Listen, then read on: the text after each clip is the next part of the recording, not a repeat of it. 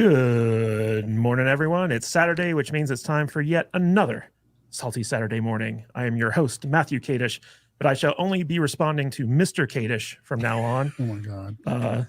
But joining us today is our fantastic panel of nerds. Very happy to introduce everyone. Before we get to our call-ins, just so you know, we have a special guest in the studio, Mr. Culture Casino himself. So we are doing it live from the Salty Nerd studio. Culture, thank you for being here. Well, thanks for having me. I love it. I came out here specifically just to hang out with the Salty crew. Yeah, I had a lovely evening. For whatever reason, they bumped me to a very nice room, which I'm going to show off on my channel to my members. Little behind the scenes thing. But I came up to Vegas just to do this because I love hanging out in this studio so much, and you should too. So indeed. And my brother from another mother, my fill-in host, Matt Vader 74. You're fill-in host on my show. Yeah, it's good. Yeah. Oh, welcome back. Thank you. I'm glad you're back on vacation. Yeah, it's Mr. Kadish. It was by the way. kind of Mr. Kadish. It was kind of a clusterfuck while you were gone, dude. I'm not gonna lie. It was ridiculous. I couldn't even push the buttons in the right order. It was silly. You could tell. No, you did perfectly fine. I like this setup. I don't have to be on screen as much. If I don't talk, you don't put the camera on me. So it's nice. I like it.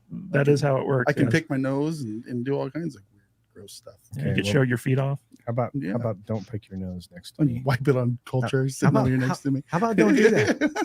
How about don't do that? See, our other panelists are safe.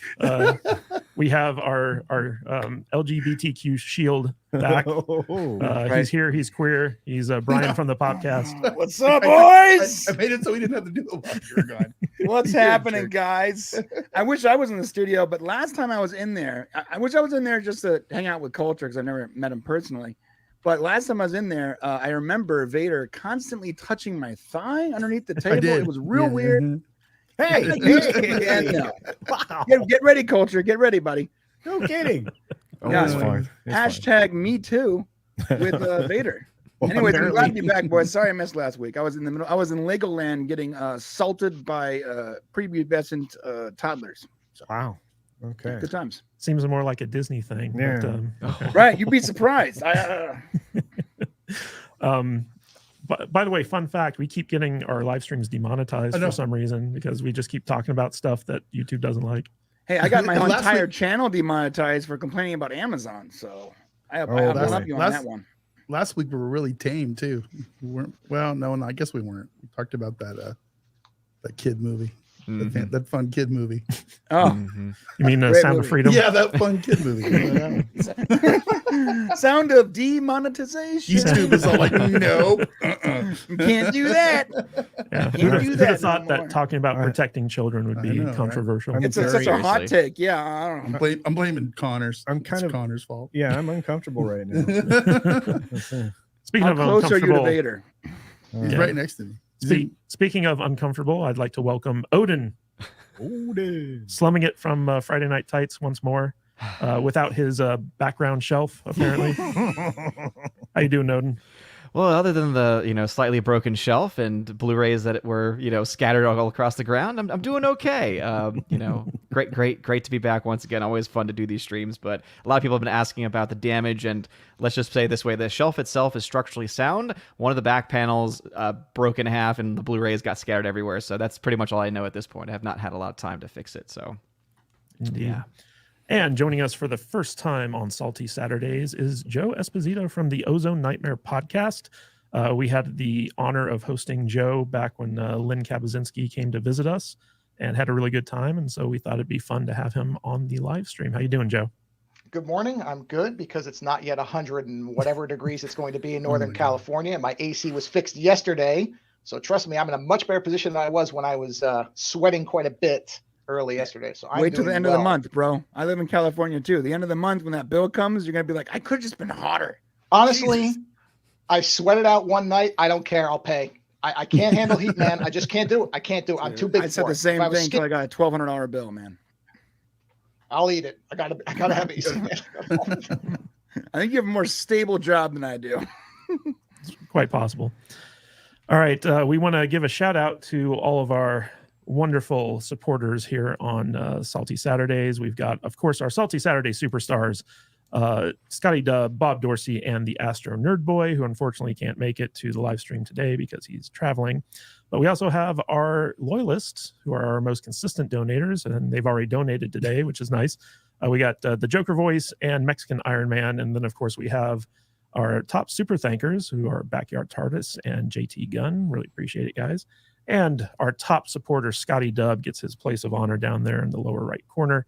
Really appreciate all the support that you guys give us. But speaking of support, let's give some shout outs to the chat who showed up early on a Saturday just to have some fun. Mr. Tickle Trunk is in the chat. He says the intro vid is amazing. Full Killer Dread is in the chat. Proto-Astation, I guess kind of like procrastination, but Proto-Astation. Anthony Mark coming at us. Mexican Iron Man, Mark Davis, Penny, Danny's mom, Cocho Dragon, Sean O'Brien is in the chat. We've got Alex, looks like he's in there too, from the Salty Nerd podcast. Wait, what? What? He should be sitting right here across. Yeah. Well, I guess since he can't make it, he's joining us in the chat. Quit being so nice to people, you jerk. Speaking of which, we got Matt Vader 74 in the chat, along with Mob 19001, the Joker Voice. We got Nadia from Inside All Day. I got it right this time. Thrasher 613, really old movies. Who else do we got in here? Lots of people in the chat. OMB Reviews is in the chat. Good to see you, Odin. Yeah. And Fluffy Panda, Mike Jackson, Nut Bunny, Mr. Farnsworth, Mark Santos, No Money G. Good to see No Money. Who else? Nick Clark, and lots of other people. So, guys, thank you so much for joining us here in the chat. And we also have another person joining us, Tom Connors Jr. Good to see you, Tom. I'm telling you, it's his Where fault. he owes me got money. demonetized. Yeah, where is Tom? Tom's, Better What, who's demonetized? Yeah. Demonetized? Whoa. Demonetized. Dang. we were just talking about how all of our live streams get limited ad suitability after they Does air. Mike know? It's because Tom shows up. It's because Tom shows up. Probably. Yeah. Because I show up Second and you I show just up, they're start like, things like, demonetize that stream. yeah. Real quick, we want to remind everyone that if you want to become a Salty Justice Warrior, be sure to check out the link in our description. Get that Salty Justice shirt. It's a really cool shirt. It's from Brian and Shane's company, mixtees.com. And it helps go a long way towards supporting the show. So if you want to show off that you're a Salty Justice Warrior and SJW, then go ahead and buy that and wear it. I got one, but I can't wear it. It's a great shirt. It's so salty it I have hurts my one too. nipples. It should come with a warning, definitely. I mean, it's not And that starchy. Our membership goal for this Salty, live stream. salty. Yes. Our membership goal for this stream is 5 new subs. So if you haven't subscribed to the Salty Nerd YouTube channel yet, in terms of the membership area, just so you know, you get new content every week, members exclusive. So it's worth checking out. And yeah, it's good stuff. All right, guys. Before we get going, though, I just wanted to tell everyone about Brian and Shane's saga with YouTube demonetizing their Popcast Unleashed channel. Yeah. And this is part and parcel for like something that's been going on lately with YouTube, which is really weird because first Geeks and Gamers got demonetized entirely. And then just the other day I saw that Drunk 3PO's pirate channel got demonetized. And that was after Brian and Shane's channel got demonetized. And so for some reason, I don't know why, YouTube's going through and just bitch slapping a bunch of people who aren't deserving of being demonetized. Brian, do you want to give us the breakdown about what happened? Yeah, it was interesting. It was right after the Popcorn Power Hour on Sunday. It was a few hours after that. I got the message that said that memberships were paused, logged into the studio. And that first message was like, your channel's been demonetized. You can appeal or you can wait until October to reapply. And there was literally zero explanation. Finally, after a lot of tweets from all you awesome folks, one of the YouTube guys came back and said, well, it was because of reused content. So you'll have to appeal. And the only reused content we use is our live stream. Like that channel doesn't have clips, doesn't have anything. We do a live stream a few times a week. And then we cut a piece of that live stream out and we upload it for the reviews of Star Trek or whatever we're talking about. So we literally just take a piece of the live stream with YouTube's own tools, I might add, and then we upload it to the channel. So if the reason is that we are taking a clip of our live stream and uploading it as a video, if that's the reason for the reused content, then I'm confused because they not only support that, but they promote that a feature. Mm-hmm. So so what the only answer we got so far was it's reused content and you need to reapply, either reapply or appeal. And the reused content thing just don't make no sense. We do a 5-hour live stream on Thursdays, and about an hour and a half of that is clipped, and we do some light editing. Like we edit the crap that where we go off and branch off on other topics, and we sort of keep it on topic, and that's it. It's very light editing, sure, but it is a piece of a much, much larger live stream, and that's the only thing I can think of for reused content. And other than that, just no explanation. And we have a larger channel where we actually have access to a YouTube rep, right? On our main channel, we have over 100,000 subs. So we did reach out, and apparently YouTube reps have absolutely no actual ability to help YouTubers. Wow. I've learned that they have the same access we do, and they're supposed to have more knowledge than us, but in reality, I think they actually know less than we do. Yeah. And there's this weird thing where he's like, well, yeah, I'll look into it here. Like, oh, I'm logging into your account. It looks like you reuse content. And I'm like, yeah, I just fucking said that. So what is the actual purpose? And they don't really know. So they can't answer me. The only reason we even got an answer from YouTube in the first place was because people like Salty Nerds and Odin and Min and Tom and Gary from Nerdrotic and everyone, all of you guys, all retweeted and complained. So all those impressions hit YouTube at Team YouTube, and so they were forced to respond to us in DMs. And even their response was sort of disrespectful. Like they just assumed that we did something wrong without even looking at the account, and they said, you have to appeal. Too and bad. Finally, So sad. Yeah, too bad. So sad. Wah, wah, wah. And the fact that they can just turn off like your income because of a glitch or because someone doesn't like you, I'm assuming what happened. This is my assumption. I'm not calling no one out, but I'm assuming that someone on Amazon didn't like a live stream. To be fair, I've been salty for a couple weeks, extra salty, I guess. And maybe they didn't like what the stuff I was saying, and they used some very vague reasoning to demonetize it just to F with us. That's the only thing I can think of, because there's no way that taking clips from your live streams should get you hit for reused content. And considering that's the only channel, that's the only purpose of that channel, is to have live streams and clips of live streams. Mm-hmm. Like there's no other reason to hit us. And we are so vanilla in comparison to literally everyone else. We go out of our way to be respectful. We go out of our way not to curse. You are sickeningly vanilla. I am sickeningly over the top. I am over the top. Now I try to be honest and share our opinions, but we're also extremely respectful because of reasons like this, not just for demonetizing, because we want to be respectful to anyone's opinion while expressing our own, and we expect the same respect back. And so I don't understand. So it's either a glitch or someone messing with us, because the reason they gave us makes just zero sense. I can't. There's literally no sense of that channel. If that channel had Prime aspects to it, I would understand. We use clips from shows and stuff, but that doesn't. It's just me. It feels like to me that YouTube is just doing like a blanket, like going through and trying to basically steal money from creators. Seems that way. That's my take on it. And it happened 2 days before YouTube payday. I know, which is going to hurt. Fat Steven got hit too.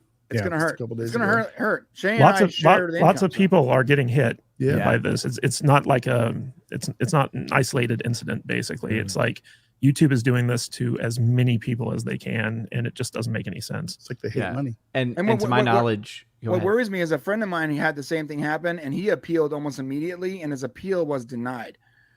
Now, to be fair, that friend of mine is not very eloquent when he talks. I'm sure that he sent an appeal that was just screaming at YouTube and cursing and stuff. No offense to the guy, but like that's the way he is.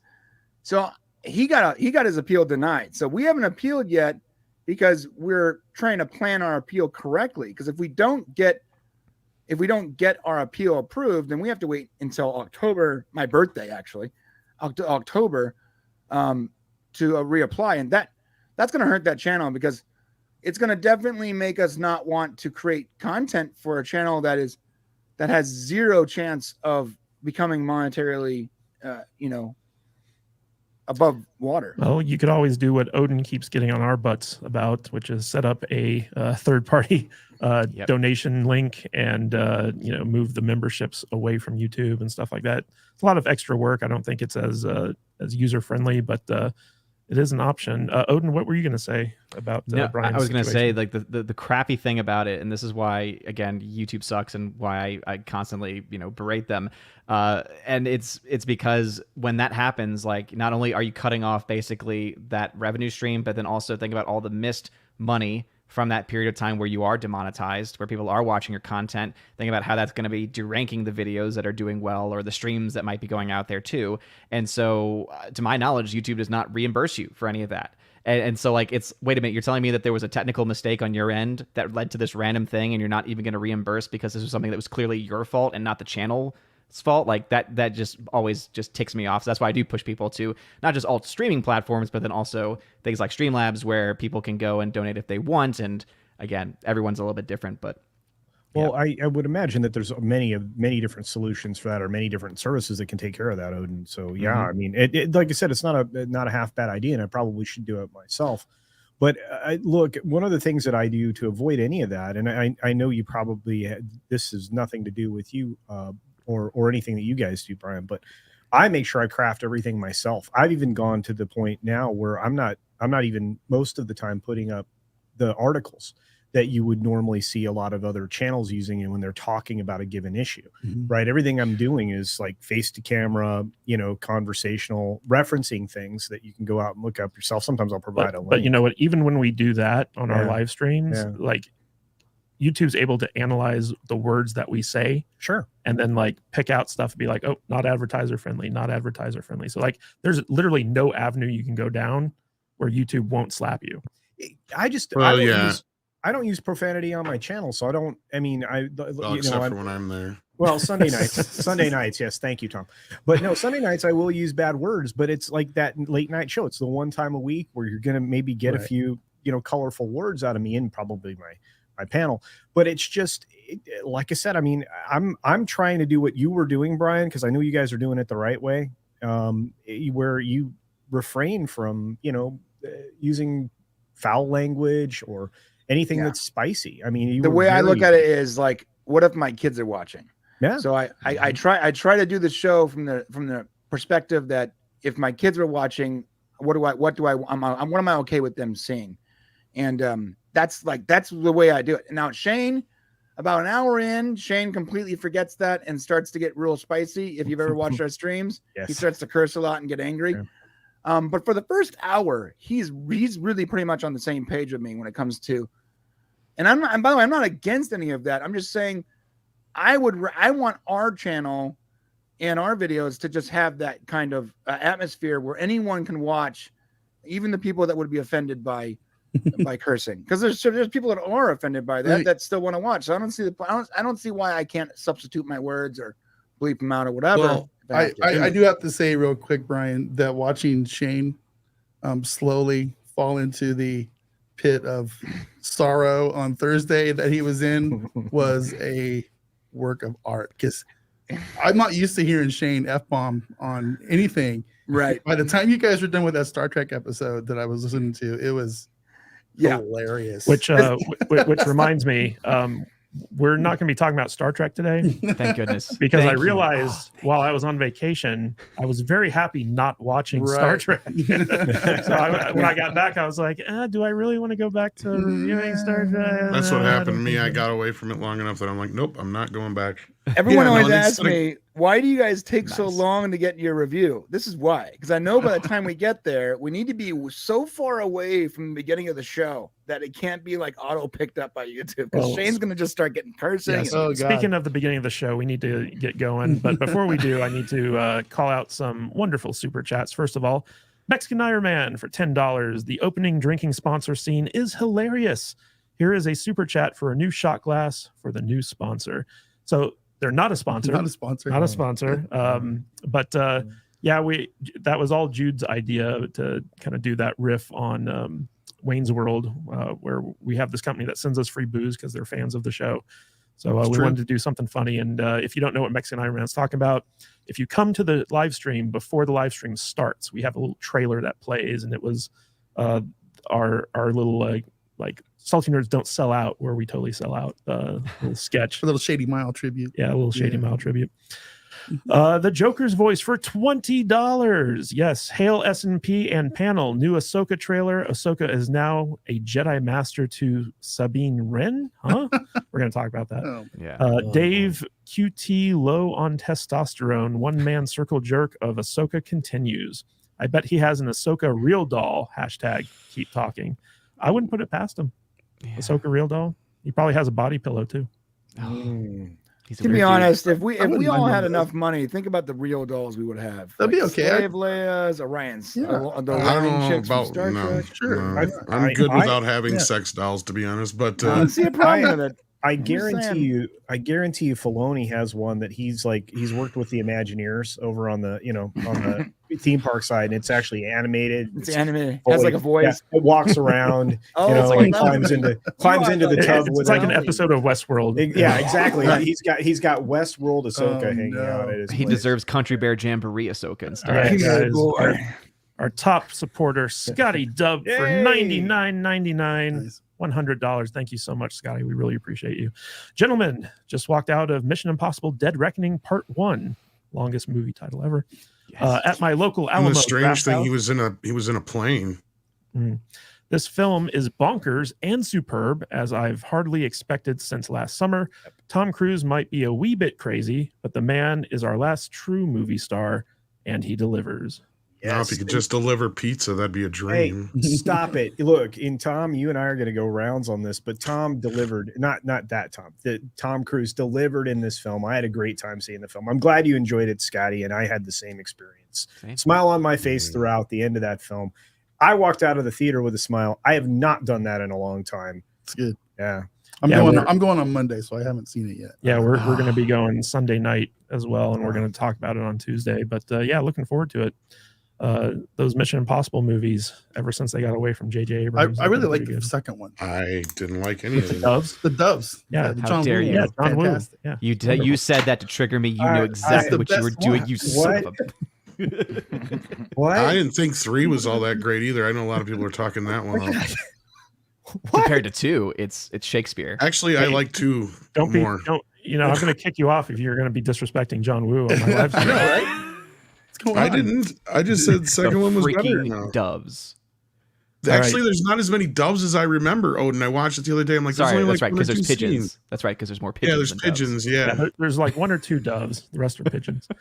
Christopher Mays for $4.99. Brian, look into Patreon or even monetizing your Discord. That's right. Discord now has like subscriptions that you can do and stuff Yeah. like that. So Yeah, and, we're thinking about you know- Discord. We will never go back to Patreon. We will never go back to that Yeah, me too. garbage, Yeah. censorship, overly, Yeah, if you and you can also use like Stream Elements or Streamlabs to OBS, and those connect straight to your PayPal Yeah, account. I don't Yeah. like the Stream Elements thing. It It's seems just an option, though, man. It's an option. yeah. I'm just throwing it out. Discord. If we do third party, it'll either be Discord or Rumble.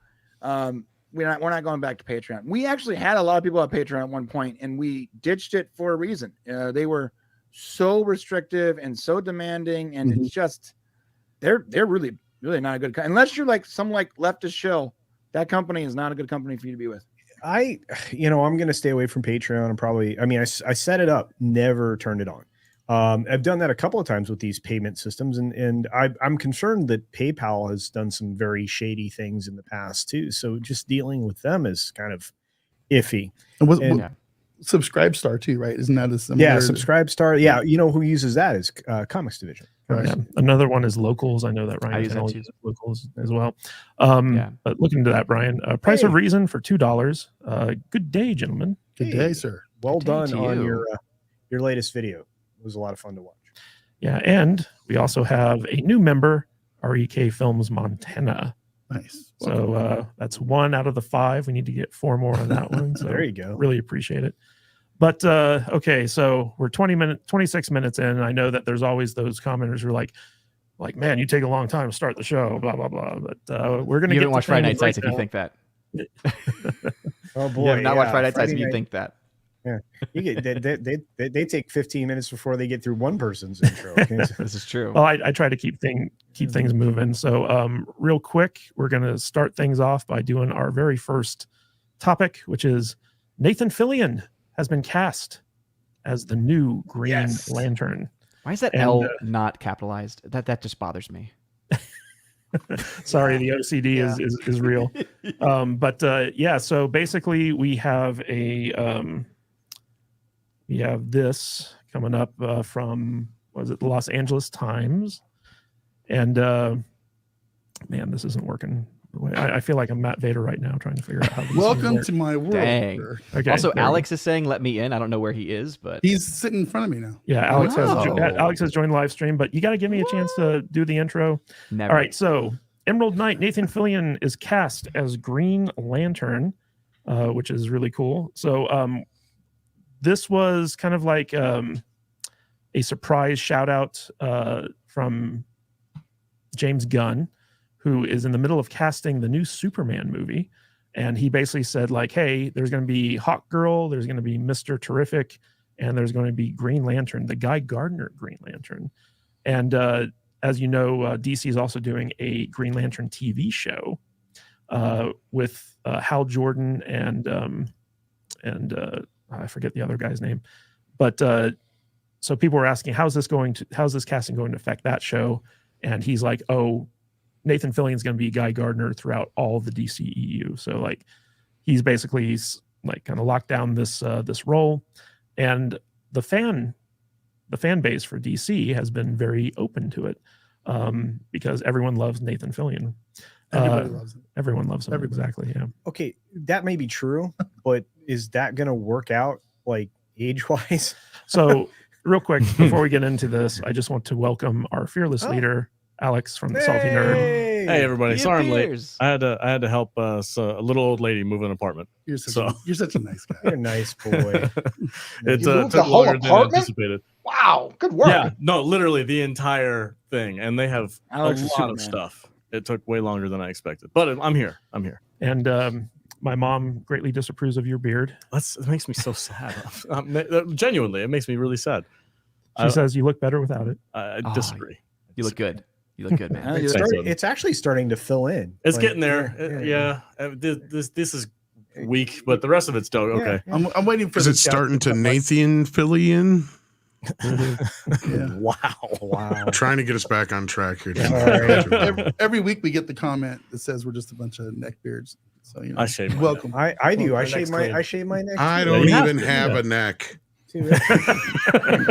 I can pretend to. There's That's something fair. here. Look. All right, so Claire, I want to promise. start this. I want to start this discussion off with our DC expert Brian, who runs his own DC Universe channel. Oh. Brian, what's your take on Nathan Fillion becoming the Green Lantern? I would have preferred Hal Jordan's Green Lantern, but I will take Guy Gardner if that's the case. Well, Cool. Hal Jordan's going to have his own TV show, so Yeah, I get that. I would have preferred Nathan Fillion playing the Hal Jordan version of Green Lantern, but I'm okay with Guy Gardner. I love Nathan Fillion. Most people do. It's not just Nathan Fillion. The other casting is really good too. I think, generally speaking, the casting I have no issue with. I like it. I'm a little Elizabeth or Isabel Merced might be a little young and a little too small for the role, being but Dora the Explorer. yeah, but you know what? It's better than casting some like, bisexual dude with like, or something crazy. Like, He runs a hey, at least she looks the part. I'll take it. So Well, you know, that's strange coming from you. You are a representation on the stream, so I would Just think saying, you're just deep down because a I'm little the rep doesn't mean I want to see that in my characters. Okay, all right. Fair. I want to see the characters respected for what they became. I think Nathan Fillion should have been Green Lantern like 15 years ago. Oh, honestly. no arguments here. Nathan Fillion should have been a lot of things 15 years ago. I mean, I can look at the Uncharted series and say, why didn't we get that? 100%. Did you see the short He film should have that they been made with Indiana him? Jones in the 90s. I've seen so many different things where he's supposed to be playing the character he's Nathan supposed to be Drake? playing. Yeah. It's disrespectful. It's disrespectful that he had to wait. It really we had to wait so long. Yeah, but at least we're getting him in Green. And you know what? The casting for Metamorpho is perfect. For what? I mean, literally perfect. I think that might be the one person who can play that role with very little changes. Overall, it's I love this casting news. Just makes me much more excited about the film. I still have some issues with, David Cornsweet, but that's because I'm attached. I'm still a little hurt over the Henry Cavill thing. Can you say his last name again? David Cornsweet. That's a great. That's a great name. Say it slower and deeper. What's your take on Nathan Fillion being like the next big casting announcement for Superman Legacy? Are you talking to me? I missed the name part. Okay, sorry. I just want to make double sure before I start talking.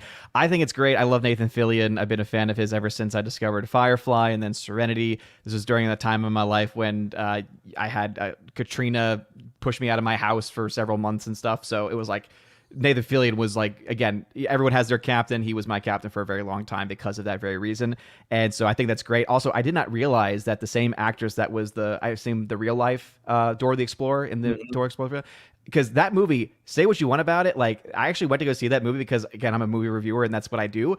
And I went to go see it and I was like, this movie did not suck. I was like, wait, no, I was expecting this movie to be a complete train wreck. I've never seen the show. I have no frame of reference, but you know what? For kids, this is actually a really fun movie for kids. So she did great in that movie. So I actually, knowing that, have a lot more positive view of her casting because I don't really know much about her other than that, and then of the character I don't really know. The one question I would have, I guess, for maybe Brian, is this version of the Green Lantern older? Like I guess would his age more fit this character versus Hal Jordan's, or how would that work age-wise, you think? Well, technically Hal Jordan is the older character. Okay. I think. Interesting. I mean, I don't know. I don't know why they're going the Guy Gardner route. They should just start with Hal Jordan and then go from there. I can see, like, because Nathan Fillion works with James Gunn on a lot of projects, I can see like aging Guy Gardner up slightly because Nathan Fillion does kind of look like the character. And I can figure that, because of the TV show that's in the works, they're going to be, using like a Green Lantern that's not in the TV show to like kind of like connect a lot of like the upcoming movies. But Odin, did you know that, speaking of sucking, the guy that they cast as Mr. Terrific was the one black vampire in the Twilight Saga. No, really? Yeah. Wait, the guy like in the first, because I only saw the first movie, I think. Yeah, just to Blacklist be able to too. have an opinion on how bad it was. The but, oh my only goodness. black vampire in that series. So like, Wow. There was no vampires in Twilight. This is true. They come out during the day. They sparkle and float around. They have more in common with fairies than they do with vampires.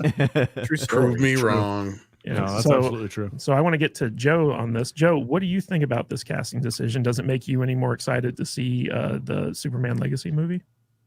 Sure. I'm a lifelong Green Lantern is probably in my top 3 comic book superheroes. I actually have a print that Gil Kane numbered and signed in another room. I love this character so much. And I like the Guardians, the core itself, I think is such a great concept because I don't get bothered by diversity casting as long as it makes sense for the character. And the core lets you do anything. So if they want to, because my problem with diversity casting is when it's a stunt casting. That's the problem with it. But the core gives you every type of Green Lantern you want. I think Fillion's great for Guy Gardner because that's depending on how, I mean, that character's changed. They've done some stupid things with him, but he was always kind of the wiseacre character of the group. He was actually famously Batman punched him out, which is one of the greatest comic panels you'll ever see. So I think Fillion has both the connection to the comic book culture and the ability to play that character who's going to be kind of sarcastic and a good foil, hopefully, for Hal Jordan, who's always kind of the, the noble Green Lantern, the test pilot, the straight arrow guy. Fillion could play in between that. I think he's done that really well before. So I think it's great. I don't even care if the Superman Legacy movie sucks. As long as Fillion keeps that role, I'm watching it because I think he's great. All right, Tom, what's your take on this casting? It seems like people didn't like the Henry Cavill getting fired, but overall seem to be pretty supportive of James Gunn's casting decision so far. Well, I mean, the only concern I have right now is I thought this was supposed to be more of, even though the world will be connected, I thought he was going to be worrying more about one movie at a time, not so much setting up sequels and interconnected universe. And all we've gotten is a truckload of Elseworld characters, or whatever you want to call them, within this universe, not directly connected to the actual story. Like, we still don't know who's Jimmy Olsen. We still don't know who Perry White is. And Luther, for that matter. So I'd rather know those characters are here than 20 other random DC characters I don't care about, because that's the problem we had before, right? And that's the problem we have right now in the MCU. Well, and I thought we were going to be getting a fresh start with Superman, and I wasn't going to get bombarded with a bunch of world building stuff as far as like all these other movies, because that's what I hear here, especially with Nathan Fillion, is because you brought it up yourself, Matt. He's probably going to be one of the many lanterns that are in this universe, because we're getting a lantern series, right? So he's just one of the many we're going to get. And as far as him being like one of the elder rings or whatever you want to call it, sure, why not? But the rest of this is like, why are we piling on all these actors? And if anything, the guy they got playing what's his face, the latest one, he's a great actor. He was in Gotham and all that stuff. The guy with the alopecia or whatever. I can't think of his name now, but he would have been better for like Metallo or something anyway. So like, where are Superman villains at? Where are Superman characters at? I just keep hearing more and more other characters, but I like Nathan Fillion character, right? Is he okay? That was what I was trying to figure out. Metamorpho, which fine, he's great, but yeah. I just want to know who's going to play Apache Chief. Well, no, the thing or the Wonder Twins. The thing that's bugging me is, I think I just expand on what Tom said, is that this doesn't sound like a Superman movie. This sounds like a much more, exactly, a Super Friends like thing. A proto Super Friends thing. I'm really not feeling it. I mean, these are great castings. There's no lie there. Everything seems like it's going to work, right? We do have characters, as Tom mentioned, that would be better to know about, but this sounds like a massive film that doesn't have a lot of Superman in it. Unless these are all cameos. Are you really going to go out and announce a bunch of cameos and castings for exactly? I look at it like this. So. He wants to keep this movie and stuff in the discussion, in the public zeitgeist. Well, it's working. You know what I mean? So if you want nerds to talk about his movie, you cast Nathan Fillion as something, and we're going to talk about it for 6 weeks. That's true. It doesn't matter what role it would have been. It's oh my God, Nathan Fillion's going to play you think somebody. He's just doing it for publicity? And he's probably going to be in the movie for 45 seconds. Yeah. So yay, Nathan Fillion's in the movie. Woo! Well, James Gunn has addressed this on Twitter, not Threads, it's Twitter, that he basically said that this is a movie about Superman and Lois Lane, and that these extra characters are just in there for connective threads to other DC EU properties. And that's not what I want right away. That's exactly what I'm saying. I don't care. I don't want a bunch of shit set up for later. They can worry about that later. I want a good movie now. I'm sick and tired of not having a movie that stands on its own, right? I am so tired of that. And we had this discussion yesterday, because what's the problem with the MCU? Well, let's see. Doctor Strange came off one of the biggest MCU films of all time in Spider-Man No Way Home. Everybody was expecting it to be the follow-up to that. No, instead it was the follow-up to WandaVision. If you hadn't seen WandaVision, you were completely freaking lost. Yep. This is a problem to me. I don't want to have to see 20 different things to want to see a Batman or a Superman movie, because I don't give a crap about Green Lanterns. Full disclosure, not a big fan. Don't care. Same thing with like some of these other ancillary. I don't give a shit about Hawk Woman or Hawk Girl or whatever. I don't care. I want Superman in my Superman movie. That's all I need, right? Tom's getting heated. It's getting heated. Well, Yeah, it's true. And He's I was right, a big though. supporter of James Gunn from the start, so that's what's getting me upset here. Is like, what the hell is this? Well, I don't need a bunch of this crap. I just want one movie and go see a Superman movie. Yeah, we need Superman. I'm hoping that these characters are introduced as part of the universe, but very limited to this. The story is limited for them, and it's mostly about Superman. I do Right. agree with Tom on it, though, because I thought DC's problem was they were trying to follow the Marvel thing of packing 1 million characters and setting up this, and it didn't work. That's why they reset. So I agree. I don't know that we need this stuff. Let's just have a Superman movie. Let's set up the characters individually like Marvel did in the beginning. Individual movies, and then you can build a universe if it works. But yeah, I don't know about packing all this stuff in. I agree. Well, and then you guys are all on the right track, except Tom. You're not telling the truth. You don't like standalone movies. You didn't like the Tom Cruise film, so the Mission Impossible. That's not a standalone movie. I got to wait another year for the rest of the movie, you douche. Guys, real quick before we move on, I want to give a shout out to Andre Anderson for 5 gifted Salty Nerd subs. Thank you so much, Andre. That is fantastic. We have now hit our goal, so everything else on top of that is extra. And also, everyone out there, if you're watching and you're enjoying this content, be sure to support the Popcast guys. They got all their memberships for Popcast Unleashed turned off when YouTube basically bitch slapped them. So we want to support those guys as much as we can. Real quick, Crunchy Beaver for $5. Ask Culture if he's going to go see Cinnamon Kane on stage while he's in Vegas. No, yes. Actually, I missed that opportunity last night. I've got to figure out a way to monetize that misspeak that I did. I gotta figure that out. Bad. You want to fill us in on Cinnamon Kane? No, I do not. It sounds like a great play here in Vegas, though. Come and see Cinnamon Kane on stage live in Vegas. It's not a play. I thought it was Solomon Kane. No, it's Yeah. Don't misspeak, Odin. They come for you, my friend. They come for you. All right. And also, we got Buford T. Justice for $20. So Henry Cavill is too old to play Superman, but we're going to get a 56-year-old Green Lantern. Seems like Superman Legacy is less of a Superman movie and more of a James Gunn DC ensemble. I agree with Nerdrotic. DCU is DOA. It sounds like James Gunn has a problem with Henry Cavill. Yeah. I think it's a Henry He's a Cavill big thing. fan of The Witcher, don't you know? To be fair, though, in this universe, Guy Gardner would be older.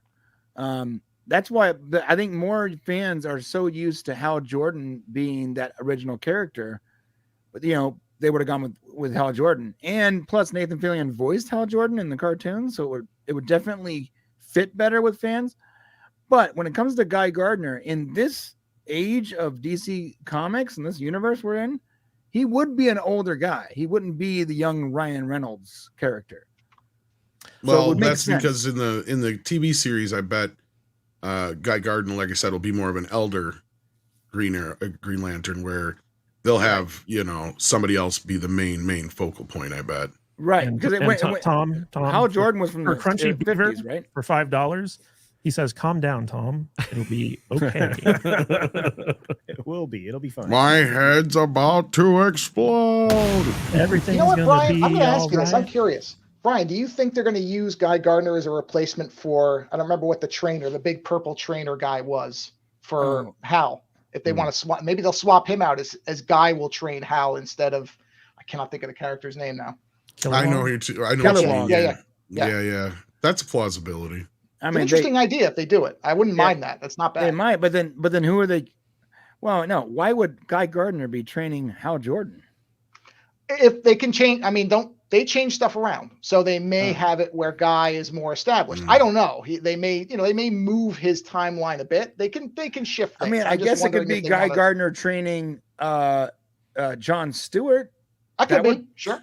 Well, isn't the Lantern series supposed to be like cops in space? So maybe he'll be like an older partner. Exactly. I see what Joe's saying. Yeah, and John Stewart is in the Lantern series, right? So wait a minute. I like John Stewart. No matter what anyone says, I think John Stewart's a great character. I thought he was great on the Daily Show. Just not Kyle Rayner.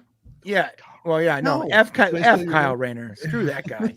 I never want to see that character ever. Yeah, they'll bring in Guy Gardner with Nathan Fillion, and then they'll kill him early into the show, and then they'll have like John Stewart and Hal team up or something like that, and that'll be kind of the whole Lantern show, I bet. I think that's quite possible because again, it wouldn't be a big move in what Nathan Fillion's been doing recently with that Rookie show or whatever it is, where he's a cop and then he like came up through the force and now he's a mentor to the younger folks. I mean, it's kind of the same thing. So that's what I see. Yeah. Not a Also, stretch. Is anyone forgetting that the fact that the Flash came out? All right, we now have Who? timelines galore.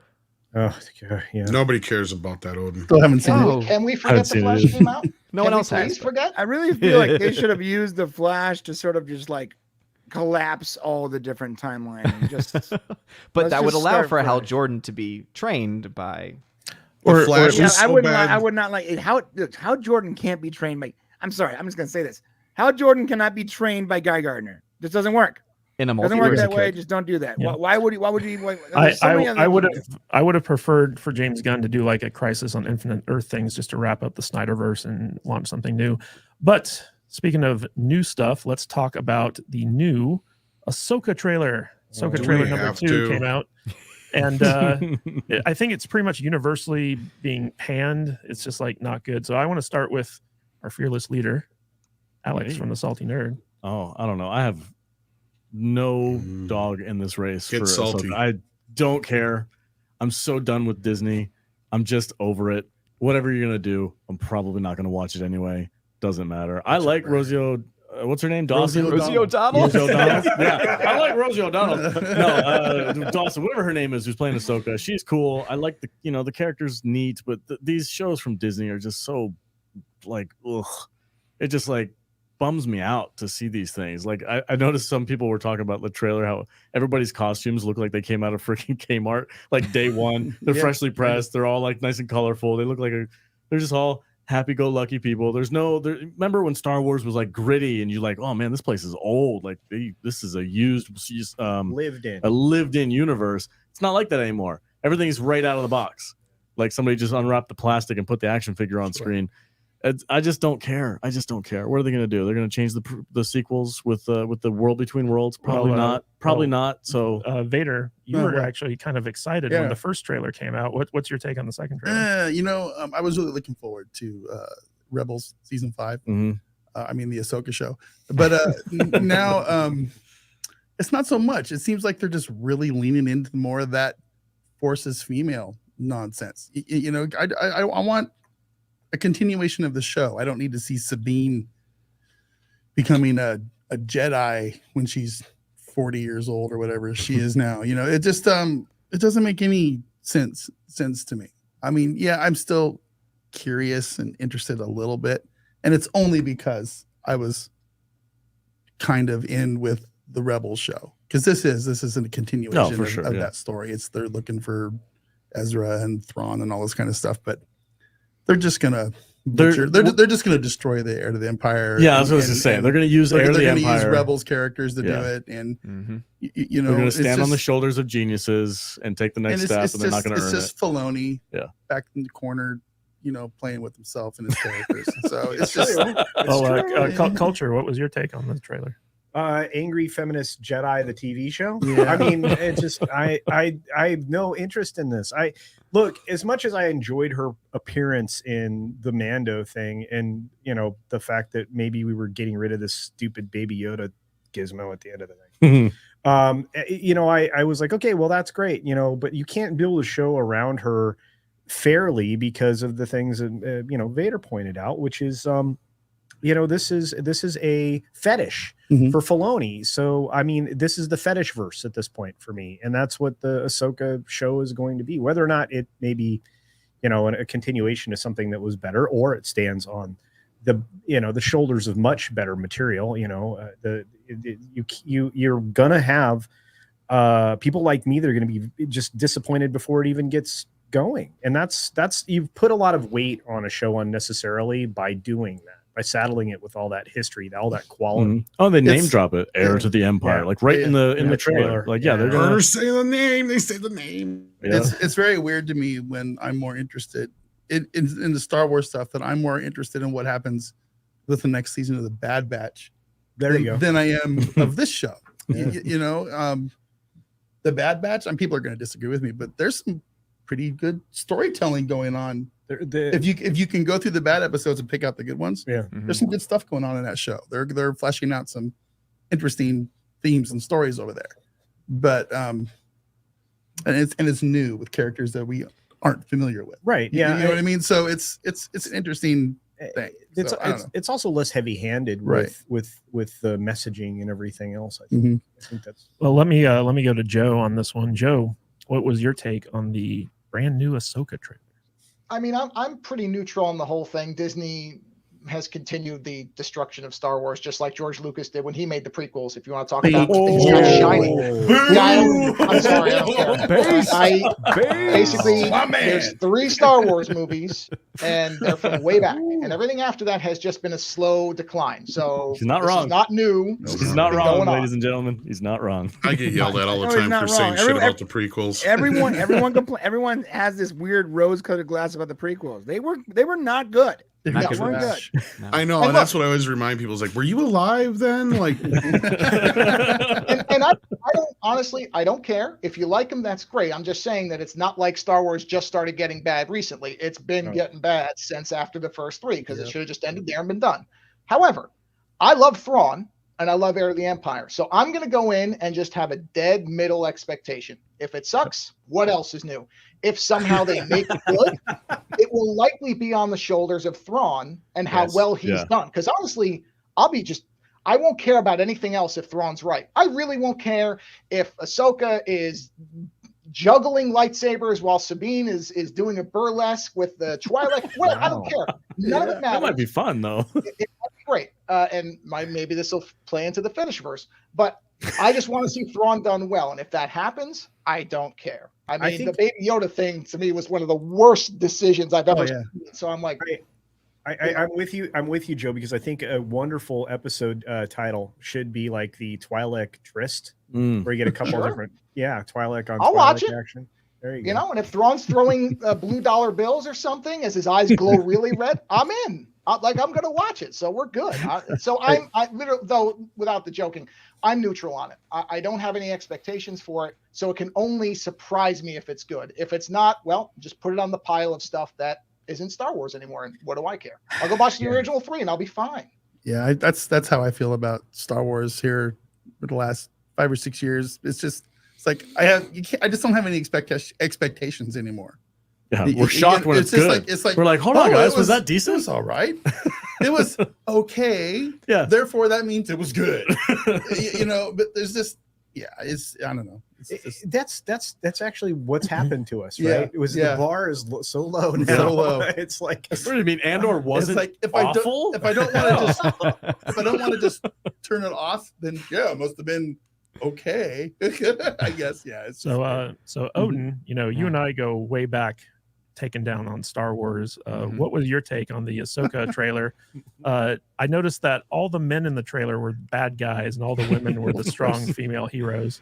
Yeah, you know what? I will have to give them at least some credit. At least they're being upfront with it, because I feel like up to this point, most of the stuff that they have released has been that clear bait and switch, where it's like, hey, we're going to have a series about Obi-Wan Kenobi, even though all of us knew, okay, this is not actually what the series is going to be about, right? So there was that attempt to try to bring some people in and then trick them. But at least they're being upfront with this one, being like, hey, guess what? At least we're going to be clear with y'all that it's going to be female focused. Now, does that mean that it's going to be any good? Heck no, right? This trailer looks completely awful. And I'm kind of coming from a similar place. I am a big fan of Rebels. Shout out to Laura, one of my mods, because she actually sent me the entire series because she was a big fan of it. And when I finally watched it, I was like, this actually is fun. I like the characters, I like the dynamics. And so everything that they've really done since then, though, with any references or any connections, has just been awful.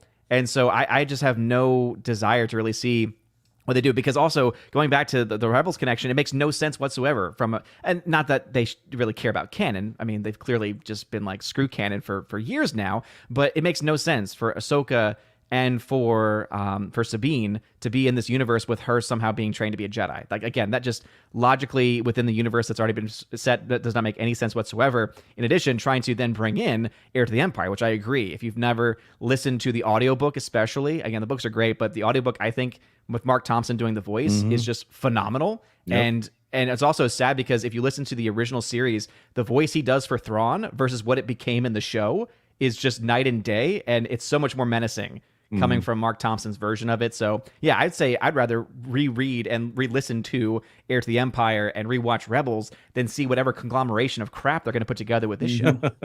I can feel the anger I agree. coming Yes. from the chat right Dude, the now. 20th anniversary edition of Heir to the Empire is phenomenal audiobook. It's so Yeah. good. So, Brian, what was your take on the Ahsoka trailer? And more importantly, what was Shane's take on it? Yeah, I care so little about Star Wars now. I mean, I just have no interest whatsoever. I watched it because I feel like it's my job, and I just didn't give a crap. Shane, on the other hand, was like, "Oh, this looks interesting. We should cover this." And I'm like, Wow. I told him, look, we can cover it, but like I have nothing to add because I do not. This is how little I care. I care a negative amount. Wow. Like I would rather it didn't exist than exist because now I am forced to talk about it. I'm actually getting annoyed right now that you even came to me because I have no interest in this at all. It's a deficit of interest. He's It's a like, deficit, Yeah, right. he's at federal levels. It's a I feel like federal I'm being deficit forced level. right now to speak on this, and I don't like it. I don't Well, want to if that's the case, we'll move away from you Well, and go to I Tom. just want to This say has now real quick, become a I was- struggle session. Yeah. Hashtag me too. Wow. Oh, it's So I my felt turn. Oh, I was just gonna say I was more interested in this Ahsoka show before the actor died who's playing the new Oh, Sick Ray, guys. Ray Stevens. Stevens. Steven. Yeah. Ray? Stevenson. Yeah, Stevenson. I know. Ray I was Stevenson. a little sad when it happened because it looked like they were setting up a pretty cool new character. And Could have been, but- but he's the bearded white devil man. Yeah, Hey, I that's got that's what I'm saying. Exactly. He's all all of us here. Yeah, He was a Bearded dude. shows. guys. I looked at that guy and I go, if I lost a little weight, I could cosplay that guy. Without a mask. He's the white guy with a beard who's evil, and he's the bad guy. That's the So, show's every message. day of my So life. I know, right? I want to go to Tom. Tom, interestingly enough, Culture and I were talking about a certain individual Oh, named Steph, right? Wait, Last name. oh yeah, I remember that. Yeah. I know this one. I think. And you mentioned that she got on your case recently in regards to talking about Well, it me was in private, and Kathleen but yeah. Kennedy. Do you want to explain what that was all about? Well, I don't want to get into like the what certain people say to me in private, but yeah, some people got upset because Bounding Into Comics decided to do a write-up of a conversation I was having on the morning show, and they also added in some notes from WDW Pro and some others, and it basically had to do with And the yeah, and H-cast. cultures. I think cultures as well in there, and Yeah.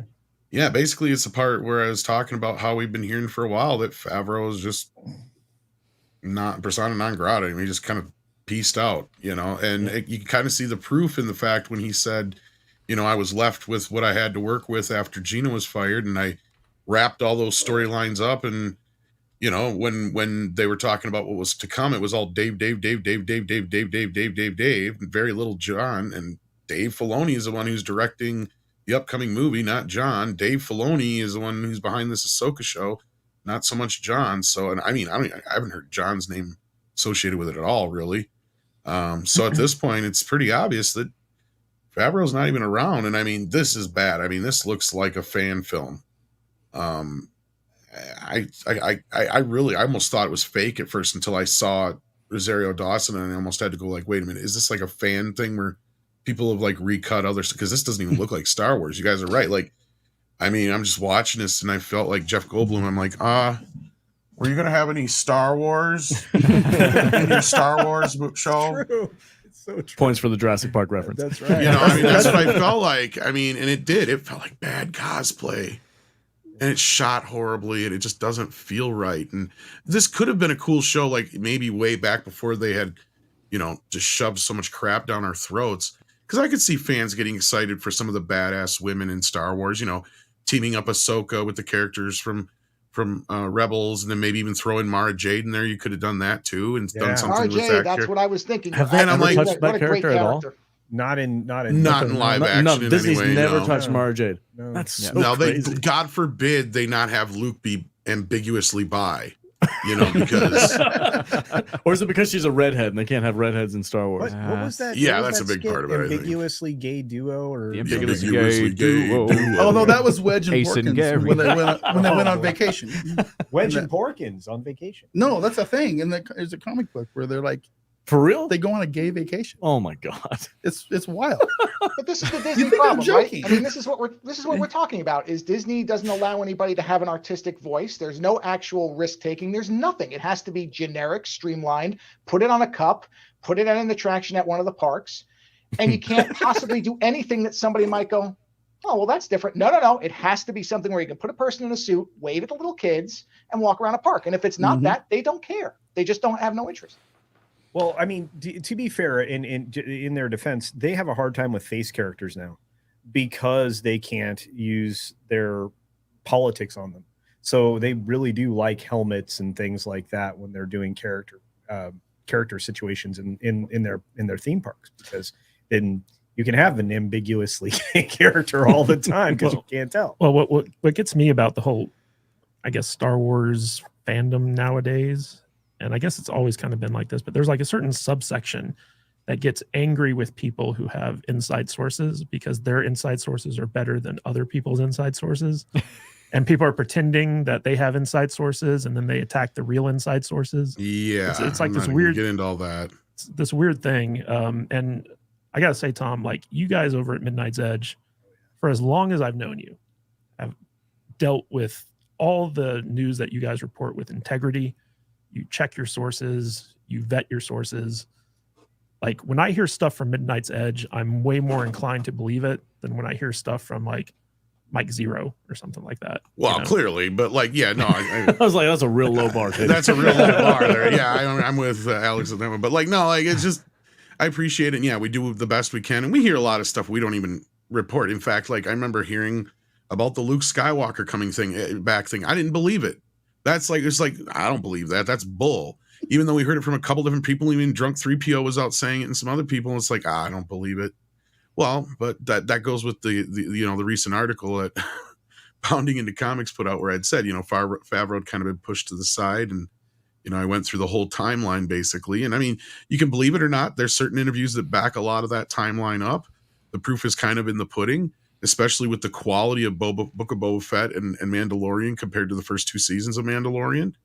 And yeah, I mean, some of us at the time, and I said it in that, and it's quoted in that article, at the time, some of us may not have thought losing Gina Carano was going to be as big of a deal overall as it was, but evidently it was. And I know some people make fun of the Civil War and stuff, but at the end of the day, I think whatever it was that Favreau dug his heels in on, this was it, because notice they did not recast her.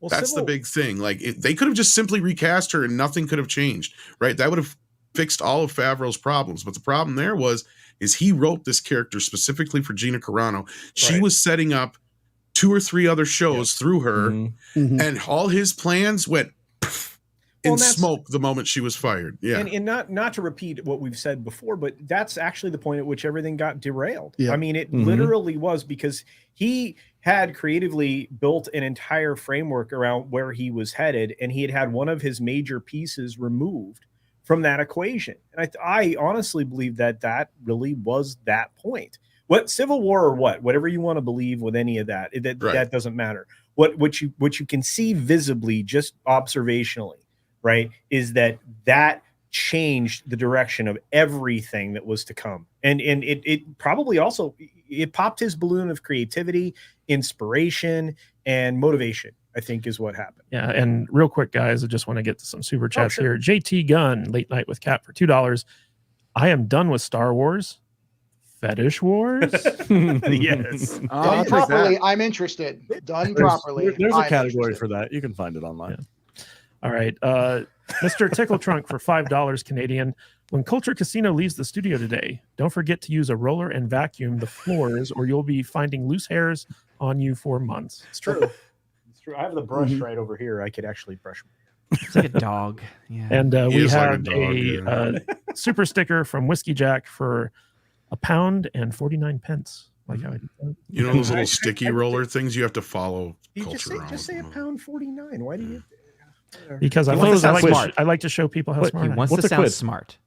Mr. Kadish likes to sound smart. Okay. Mr. Kadish is smart. He is smart. He makes things Mr. go. Kadish. No, he's an idiot. We're supposed to stop listening to him. according to Mr. some. Mr. Kadish. Kadish, I don't know if you thought of this, but that's you used the Mr. word Idiot to pence you, Tom to Connors. be I know. monetized. I know. Yeah. No, Sorry, but you know Joe. what's funny? I just want to take a moment to say, man, you really did slay Mangold. Not a word has been heard from him. Dude. Like, is he hiding. alive? I think Yeah, we're on he's like under a log Mangold. somewhere.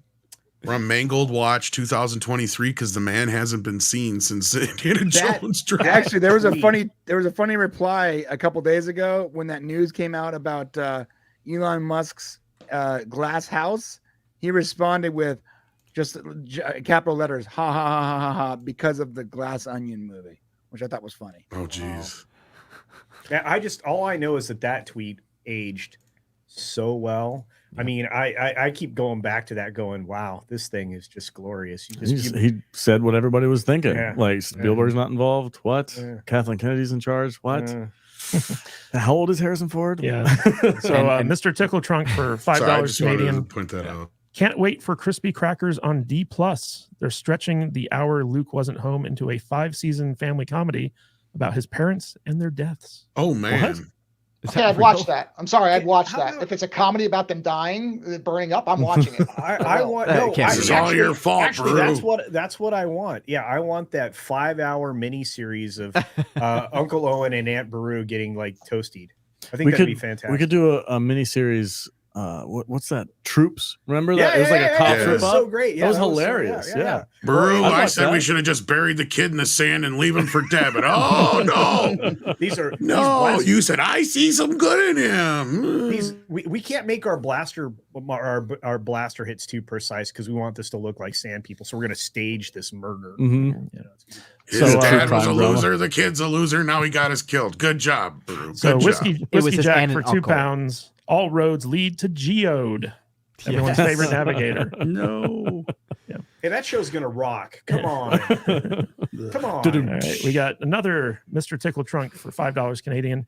D+ needs to shoot for the moon and entice people back. Maybe a show chronicling an Ewoks versus Wookiee race war. I know Ooh. Culture's part Sasquatch, but he can cameo. It's true. That just reminds me of how Ewoks came about. Have you guys ever heard that story? No. I can they were- reiterate it real quick. Yeah, go ahead. Go ahead. Yeah, I because know what you're talking basically in the original script, he split up the story, and the Death Star battle was supposed to be happening simultaneously with a Wookiee battle Mhm. on Kashyyyk. Mhm. And so when they got to Return of the Jedi, he wanted to do that again. He wanted to actually do that, and he's like, "Well, we've already established. Okay, I got to do it in Georgia. Well, we already have Chewbacca as a pilot, so we know he's intelligent and can fly.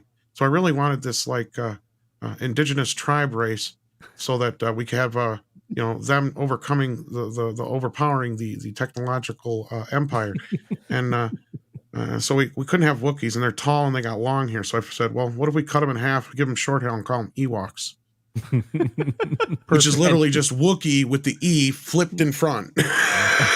If you look at it, And also Wow. merchandising. Merchandise. Also, kids love Mr. teddy Tick- bears. Also, Mr. Tickle Trunk for $2 Canadian, just kind of fixing his spelling mistake in the previous one. Thank you so much for that, Mr. Tickle Trunk. We really appreciate the support.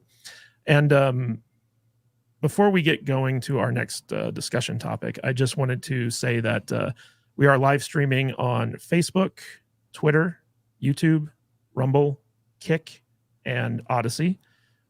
You can check out all of our upcoming live streams on saltynerdlive.com, but we now have 250 concurrent viewers. Nice. Very nice for a nice. Saturday. Yeah. Yeah, hello. Yeah, very Hello. Welcome. We're so glad you have nothing better to do. good. But before we move on to the next kind of big story, you guys didn't get to see it, but Matt Vader actually showed Culture Casino Oh, God. proof of the Porkins wedge Oh, the comic Oh, book no. gay His face was- vacation. I broke him. And He he's did. dead. And I watched in real time as Oh Culture my. Casino broke his spirit. Like his Now his we spirit know how died a Wedge little got bit. his name. No. I mean, yeah, I know I was having a reaction, but I just was like, oh, that's real. Yeah, it wasn't a joke. Yeah, It wasn't a no, meme. say. It was an actual comic book.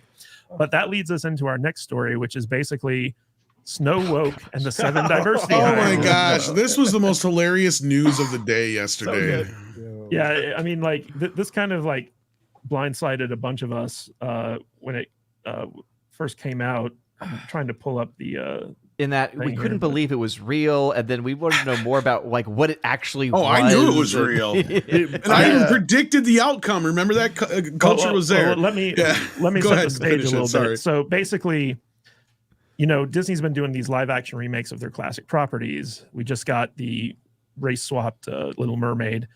The next one in the pipeline is a Latinx Snow White. Latinx. Latinx No. Snow White. Not say so that. white. Don't say Not that. so white. Along with the 7 magical creatures. They're no longer dwarfs. They're magical There's creatures. one dwarf. There's one dwarf involved. But the Daily Mail leaked some on-set photos for like the reshoots of this live action Snow White. And when they hit the internet basically exploded. It did. Yeah, they were like, "What is this?" Yeah. Real quick, I want to bring something up. I'm not sure if you guys are know about it yet or not. I watched Heel versus Babyface's video on this yesterday, and his video had a caption at the top that said that this was not the final casting for the Seven Dwarves. That these were like stand-ins, so they may be different in the actual movie. These might have just been some like kind of weird promo costume I photos. have that a got theory leaked. on that. Yeah. Okay, is that accurate? Does anybody know if that's accurate? Well, Yeah, Um, so- jumping ahead, yeah, I think that's the case. This is me speculating, but it's because as far as I know, I think the movie's already been shot. So Okay. what this probably is, and this may even give us a bit of an answer as to why that Guardians of the Galaxy poster looks so bad. Oof. What they were probably doing was these are stand-ins. They'll go and they'll shoot these pictures out in the forest or whatever. So these will be for promotional and poster pics, and they'll digitally put the actor's face on the other ones. Now I heard that the dwarf actors were the actual actors, but the Prince Charming actor and of course what's her face playing Snow White wasn't there. Yeah, Rachel I- Zegers, yeah, they- I And see so that. she'll be Photo replaced, I and see that that. would make Sorry. sense. And that's just my whole speculation on that. But yeah, to finish off the story, because Disney denied these at first, or somebody did from Disney said, "Oh no, they're not real." Yeah. and Well, then Culture and I were on the show, but like, yeah, we were talking about, we're like, Let- oh, they might be real. Yeah, let me just interject here real quick. So Yeah. basically, this is a movie that's being directed by Mark Webb, who did both the Amazing Spider-Man movies. And apparently the 7 magical creatures, otherwise known as the 7 diversity hires, basically like the outfits that they're wearing in this leaked set photo are accurate, but they're going to have their faces digitally changed so that they look more fantastical. So this isn't the final version of these magical creatures, but everyone on the internet basically like had a conniption fit over this stuff because it's so emblematic of Disney's tone deaf to like how diversity is ruining like all their things. And that's not to say diversity is bad. It's just to say that like when it's this blatantly stupid, Mhm. that you can't even take a classic like the Seven Dwarves, and a lot of people were blaming Peter Dinklage for this yesterday. Yep, like, it is his because of fault. It is It's his fault. Yeah. It is his fault. I mean, Snow. It's this 100% his fault. It's Snow Sludge and the 7 Fabulous Homeless is what this is. Well, I'm not even going I'm to tell you just the went nicknames downtown we LA had and- for him. I mean, no. Peter I'm just Dinklage did, really, did his uh, own kind really wrong. But I think, with that. but I think you're right. I think we have to blame. Sorry, I'm not talking in the mic. We have to blame Peter Dinklage for this because Yeah. I mean, and he Oh, because he literally prevented 6 other actors from having a gig here, which is bologna sausage. You know. to Yeah, use my- I don't know why more people aren't mad about that. Like that's a big deal. He prevented people that There normally was a don't lot have of the people. they normally don't get the option to have like starring roles from getting starring roles. It's like the definition of gatekeeping. There was this actor, I can't remember his name, and I apologize, but he was a little person, and he was one of the ones who came out and said, look, you just cost 7 little people their jobs, Mr. Dinklage, and not all of us work nearly as much as you do, right? And a lot of times our roles are in costumes and stuff of that sort, or standing in for children and such. Like, not often do we get roles like this to where we can actually, Made you for know, them. exactly, literally made for them, right? Like, and that's the thing. People may think that they I actually dated for a hot minute. I know it's a joke, but I did actually date for a hot minute a little person. And guess what? Employment is very difficult for them. They have very limited options. They can either sit on disability or they can generally find work in the entertainment industry. That's generally their two options. But Tom, to me, it's even worse because essentially he prevented 6 other people from stardom, from the opportunity to become Exactly. stars. And I think that's the bigger calamity here. I mean, this is going to be an S show, because I'm not going to curse. This is going to be a real problem at the box office. This is guaranteed to lose money. Yeah. I mean, they've already lost money. They're not even done filming it yet. They're already lost money. It's not going to do well. No. I don't know, Odin. You would know. Odin, do you think I'm wrong? Do you think this is a box office winner? Oh, you know it's going to be a box office winner. I mean, Disney has been on such a roll, the last several, the last few years especially. But yeah, what's amazing about this is the people that were denying it, and they were like, well, for one, that's not the actress. And it's like, yeah, but you do realize that what a stand-in is, right? They look exactly like the person in almost every single way, except for, of course, the details of the face, which, as was mentioned, you can change in post. But also keep in mind that sometimes the shots are made where you don't have to change much of anything, because let's say it's them walking and all you're getting is the image of them behind, right? You don't have to change anything then, because you have them looking the exact same. Like if you go to watch any, even like Lord of the Rings or any major project, guess what? You're going to have shots where you're like, oh, those are actually not the actors. Those are their stand-ins who look almost exactly like them to make you think that. And, but also like the thing that I came away with it immediately with was, wait a minute. If you're going to make all these changes, and I do think that the actress who's playing Snow White has a beautiful voice. I'm just going to put that out there. I do think that she's talented, but she's gone on the record in her interviews to say like, oh, get over it, basically. And so my mindset to this is, wait, why are you so into having the story, which the character's name is literally Snow White, whose skin is white as snow. Like that, that is the literal definition, right? The 7 dwarves literally are dwarves, are little people, right? Yeah. Why are you changing so much when, if you want to change all this, make an original story, Disney? Like, no one's stopping you. Oh, wait a minute. Those films don't sell that much money either. So it's just crazy to see all this stuff happening. Well, the way it is. And it's funny to me also, Odin, to add to that, is that they actually were very faithful. Matt just had it up on the screen. They were very faithful in the presentation physically with the attire and the hair and everything else to what the animation was that everybody's familiar with, which is what this is basically trying to re-represent, except for the actress herself. Everything else about that, the presentation of the hair, the costume, all of that. And to me, it's just like, if you want to maintain your IP, the way you tell a story, I get it. You move it from animation to a live action, you get more length, more time out of it, right? It's still your story. You're just building on it. But if you did it shot for shot and faithful, you would still have that same, that you'd still be able to maintain it. You could retell it. You could actually add to it, but this is not an opportunity to do that. And now you're just essentially giving an inferior product a boost that frankly isn't going to be worth it. And are you going to want to go and see, and I was thinking about this the other day, are you going to want to go to the theme park and see them change that attraction? Well, they've already they changed Pirates, right? Wow. They're changing Splash Mountain right now to Angry Feminist Salt Mine. They have segregated Little Mermaid. Don't forget about that. Yeah, segregated Little Mermaid's coming. You're going to see that in their attractions. Are they going to do that to Snow White as well? On top of the rumors that we're hearing, they're going to completely redo Frontierland. Well, I think they just need to get Axel Braun in here to do all these Disney remakes. Yeah. I want to throw this to Joe, because Joe, I know you don't really tend to care about like the diversity casting and stuff like that, but what's your take on something that's just like so obviously not working out for Disney? Because it seems like the more they try to do this, the more audiences just tend to reject it. Well, yeah, there's a bunch of parts to this. The Peter Dinklage thing, I completely agree. I don't understand that at all. That feels like a publicist said, say this because everybody wants to hear it. That's all that sounds like to me. Or I don't know. I don't understand but that's actors, and most of them are nuts anyway. So throw that over. That's true. I mean, it really is. I mean, these are mostly warped people. I'm sorry to break this to everybody, but they're not like they are on the screen in real life. A lot of times we find that out more all the time.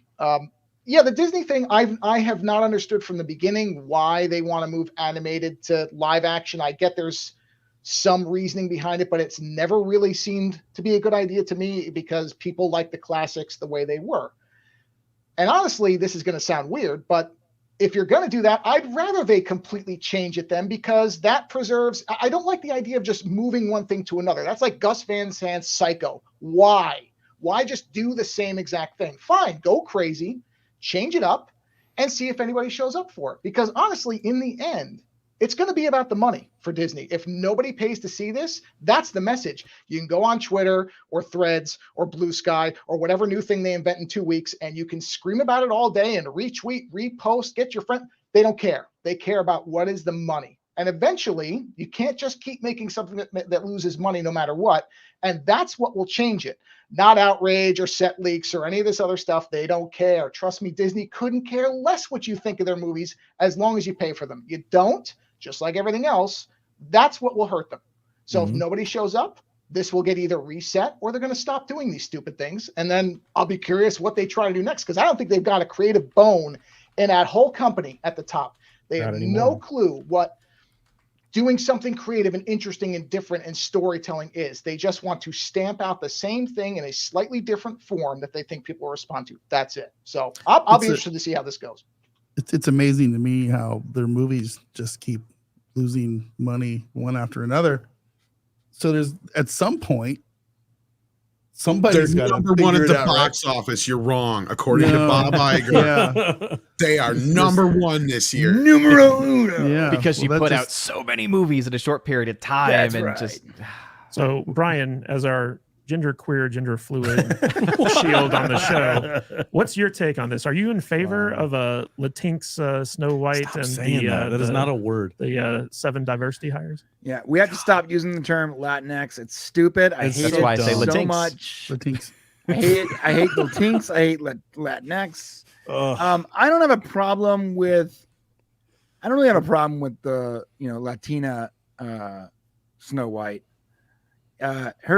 Her skin is still quote unquote Snow White, so that's fine with me. She's a very pale Latina.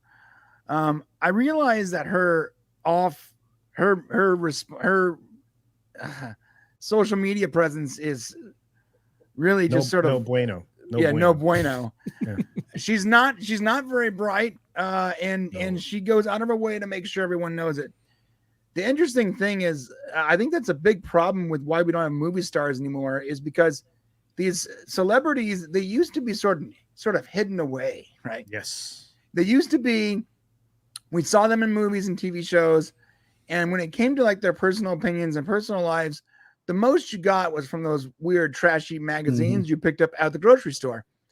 But now, because of social media, we can see all their retarded ideas, and they're just like right in your face all the time, and you realize, oh wow, this is a sort of a trash person that got lucky.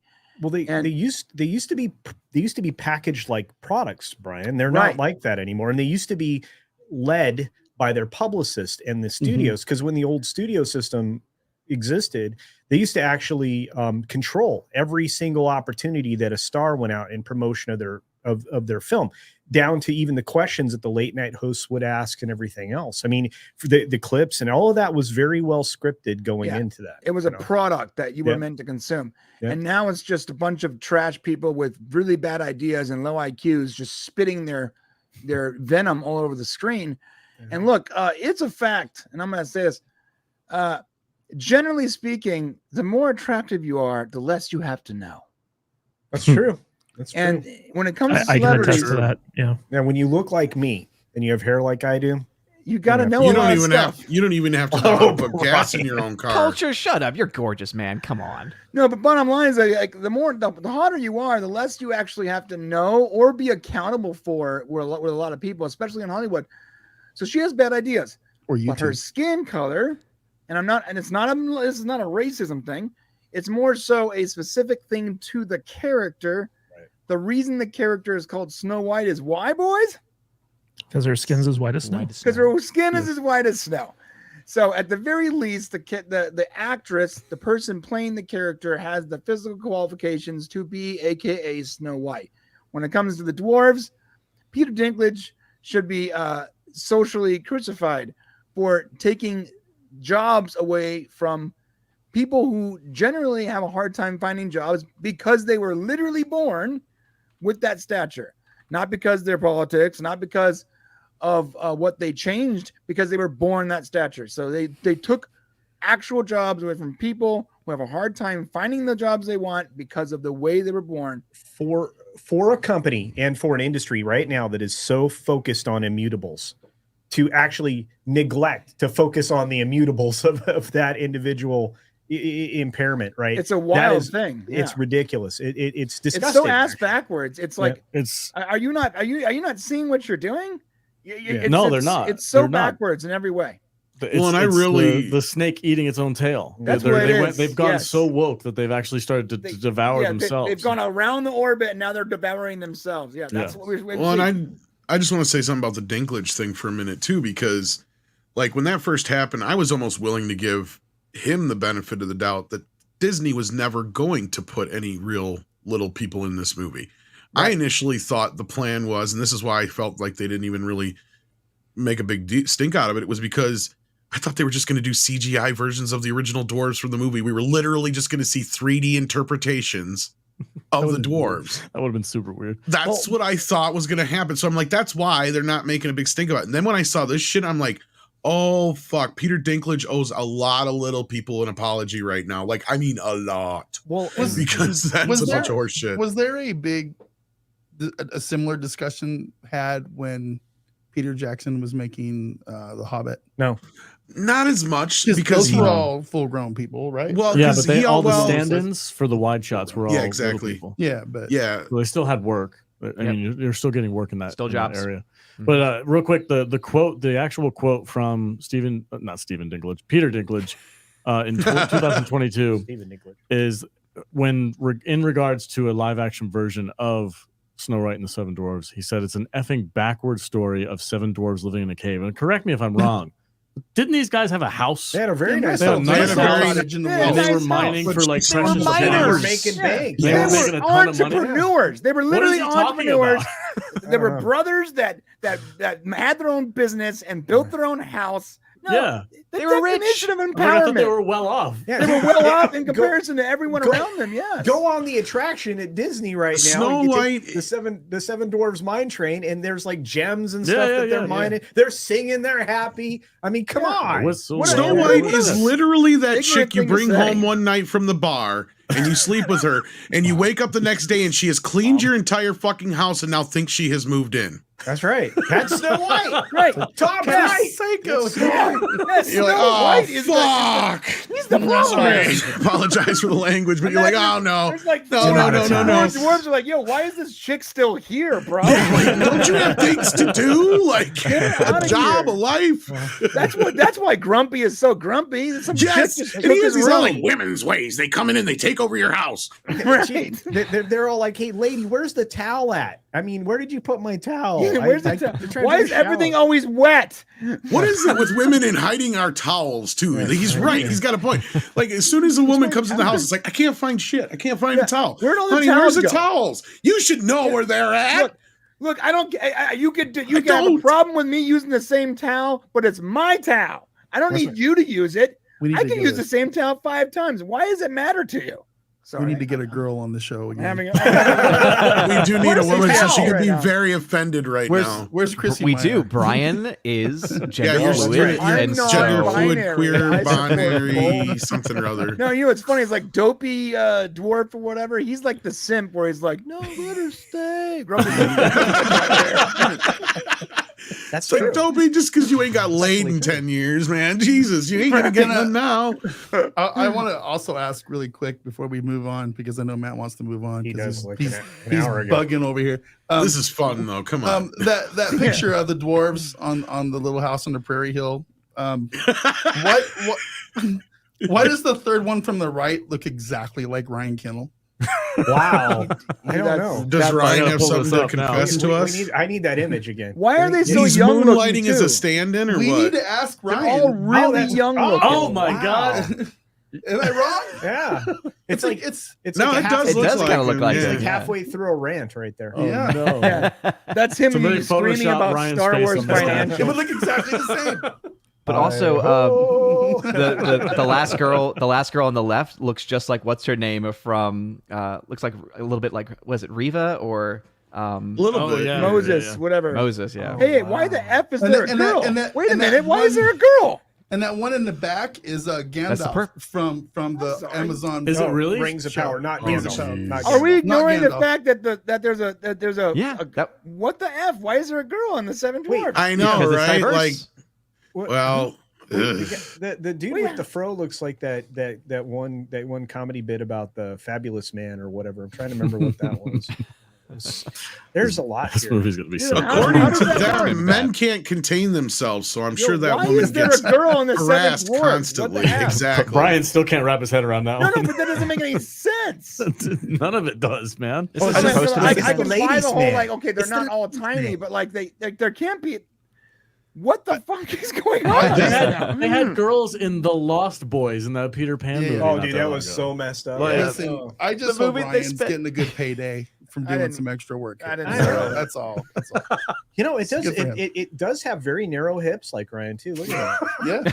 No, but you guys got to look at admit, his like hips? this, the thing never with seen the Ryan's hips. the Peter Pan thing, and with this, it's attack on men just being general men, right? Like that's Yeah. really what it is at the end of the day. Guys are Literally not just, allowed because guys are the only type of like. Why would else would a woman be here? Exactly. Way back when they used to have mines and shit and coal mines, you wouldn't allow women around that stuff for various reasons. No, we had kids for that. yeah, Exactly. No, we had kids. actually They we, got we little had fingers. canaries. We had It's like- canaries. The canary would precede the miners, and if it died, you got to get out. That's why it was called. Yeah, the- no, I know, but I'm talking about the fact that, like, it's the same thing like in the military and other certain things. Like, it's just right. there's Yeah, you're not. 101 friggin' reasons why, right? We don't even need to They get. don't have into upper body strength. They're very sensitive. They die quickly when it comes to coal, dust. I get it. Yeah. Forget. Leave Rachel Ziegler stand-in out of that, and just doesn't that look like a gay pirates review on Broadway or Yeah. something? yeah. Arr. Yar. Yeah, there needs to be more beards. 100%. There needs to be more beards. Well, we're Dude, not I'm even watching- talking about fabulous Prince Charming here. We've left him out completely. Indeed, but we're literally watching the steam coming out of Matt's. It's really ears fun. right now. It's like, I want to move Keep on. going. We got about 20 stories to I go just want here. to say that Christopher Mays for $4.99. Really need to know what's going on with the tall guy in the hoodie in the back. He's I just a can't stop teamster laughing who at him. wandered on the set. And, like, nobody can figure out who he is. He's just a fucking hippie who's just like, hey guys, what you doing? It's like That's what Jack Dorsey's been doing since Blue Sky Looks like- launched. He oh, had to do there it something. is. Yeah, Hey exactly. guys, this is Joe, the line for the Joe. soup kitchen, right? A little like Joe Ewan just got McGregor. it. It's a little Jack bit. Dorsey. I like that. Yeah. Yeah. Well Jack done. Dorsey. But yeah, they had a very fabulously looking Prince Charming that was also in that group. I'm super. Wait, no, that's not. I didn't see that. I didn't see Prince. Yeah, Charming he's in a clothes. like head to toe blue outfit. Nice. Perfect. All right, guys. So That was fun. yes, that was fun. But speaking of Disney and That's, like, all not that other really- stuff, hey, Mr. Kadish is speaking. Is it like this Mr. every Kadish week on is speaking. Saturdays? Point of privilege. Point of order. All right, guys. Okay, good. Speaking of Disney, Bob Iger got his contract renewed, and he took a big dump on Marvel in the process. Well, we're going to talk about it. Yeah, he also, Um, also took a big dump on the actors and Yeah. and the writers. So I love that basically- interview. He's just sitting there going like, "What do you want from me? Just what do you want? Why are you ba- here?" Like, Basically, Bob Iger, he kind of stepped back into the leadership role over at Disney after Chapek got booted. And the board extended his contract to 2026 in order to give him time to not only choose a successor, but properly train that successor, because the last time he did that, it didn't go so well. So basically, he's got a couple extra years to kind of like get his affairs in order and groom his successor to step in for him. And yeah, that was not a pun. But what was interesting is that he's been going on these, I guess, press junkets or like whatever, putting his foot in his mouth, kind of like talking about how the SAG and WGA strikes are poorly conceived and basically pissing off all the talent. And then he specifically said in an interview that Marvel kind of lost its focus with all the TV work it was doing, and basically just said what fans have been saying for years now, which is basically that Marvel has no plan, and they're getting sidetracked by all the TV shows that nobody wants to watch. And it's just kind of interesting to hear him admit this stuff. So I want to get your guys' take on it. Tom, let's start with you. What is up where with to Iger? begin? Yeah. Oh, well, you said he came back. He never really left. Let's be real here. Yeah. I mean, he probably watched his presidential chances go up in flames. He saw his company going down in flames. He knew he had to do something. He has come back and pretty much done everything that Chapek said he was going to do, sans maybe a few things, if not more so in some ways. Yep. In this interview, he danced a little sidestep. For those who have seen Best Whorehouse in Texas, you'll get that reference. And he did do a lot of blaming and pointing of fingers at other people. He did take some blame in some respects, but not a whole lot. He did kind of basically tell us, though, that he's going to be there for a while. He's not going anywhere. Yeah. He doubled down on a lot of the stupidity, but at the end of the day, I'm not so sure what to take at face value and what we're going to see going forward, because Disney has a lot that they have to deal with. Now, the revelations that we learned out of this interview, I guess, would be that to get them out of this hole that they're in and have to buy Hulu and whatnot and the stuff that they're facing by the end of this year, we may see ABC under a different ownership. They may separate from ABC, and I wouldn't be surprised, because I'm hearing the same kind of thing with CBS and Paramount right now. So again, that's not surprising.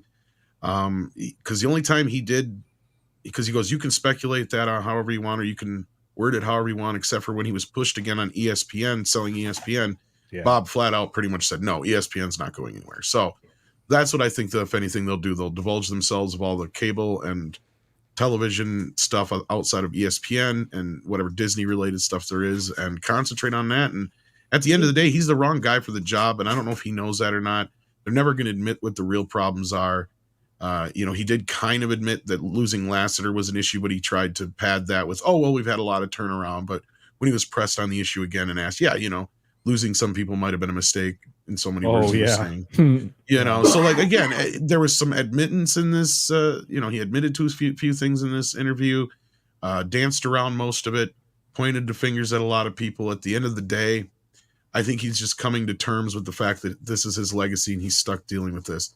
Because the man looks like he's already been in office, because you can look at pictures from him from earlier this year and last year compared to the way he looked in this interview. And the man looks like he's been he's been basically running the country. Yeah. 3 years ago, he looked way better. And then the minute he came back, he started to age like crazy. And the only other thing I wanted to say was I was surprised to hear him basically say, in so many words, maybe they did make some mistakes when it came to the whole Florida thing. He also kind of alluded to the fact that they made a huge mistake with streaming. That's the thing that blows my mind. But that's one of those, and I know, Tom, you watched it just like I did. And what's interesting is he's making a lot of this commentary from the Billionaires Boys camp right now, from Sun Valley in Idaho. And he is annoyed because they caught him on the 18th green. That's why. Exactly. He doesn't want to be having this conversation when he's on vacation, trying to organize some of these deals that they're asking him about. And that's what everybody's doing, Tom. You've already said the Viacom recombination scheme is something that National Amusements is paying for. Disney is paying for the accumulation of Fox. Had Disney not spent $71 billion on Fox right now, they would not be in this position, nor would they be over a barrel when it came to acquiring Hulu. So there's a lot of miscalculations that Iger has put the company in that he's just now paying for. So he's kind of destroying his own legacy.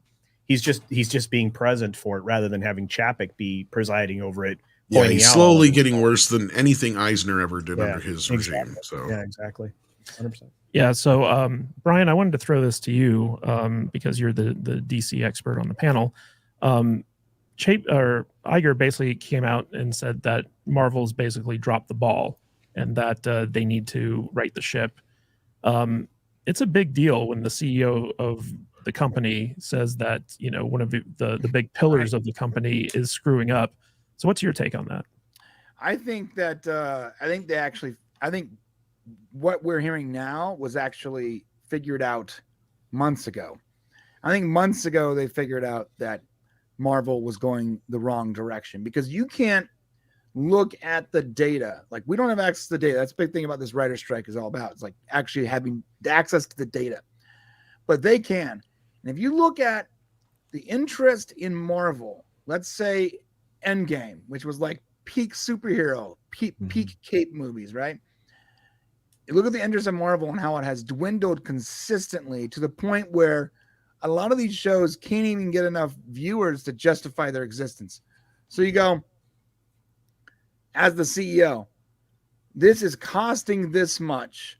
The changes we're making are so generally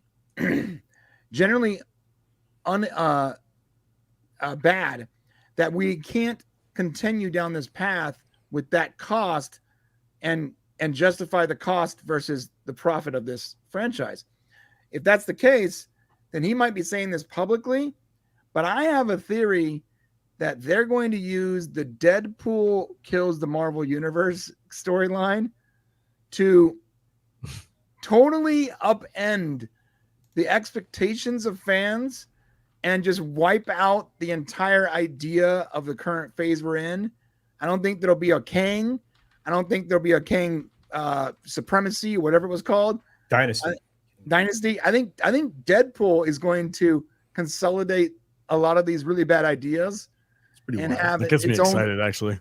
its own version of Flashpoint. I believe that Deadpoint's going to be a multi-part movie, and it's going to be almost like their own version of Flashpoint. They're going to take it straight from the comics.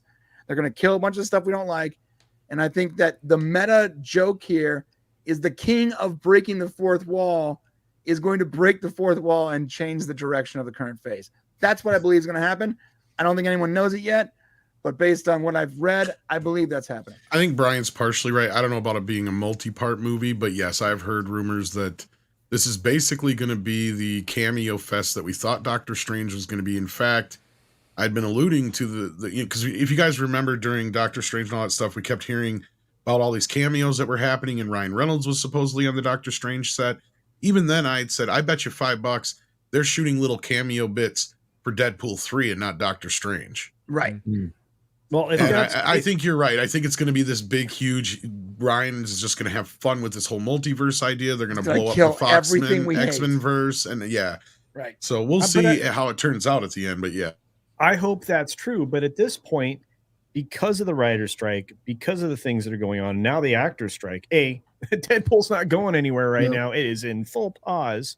And B, he wouldn't have been able to ad lib anyway because he can't. He has to live on the script, and because he was a writer on the script. I actually want to throw this over to Odin because another this Iger situation is the current strikes that were basically shutting everything down. And I find it kind of interesting because he basically said, like, guys, this is not the time to be doing this.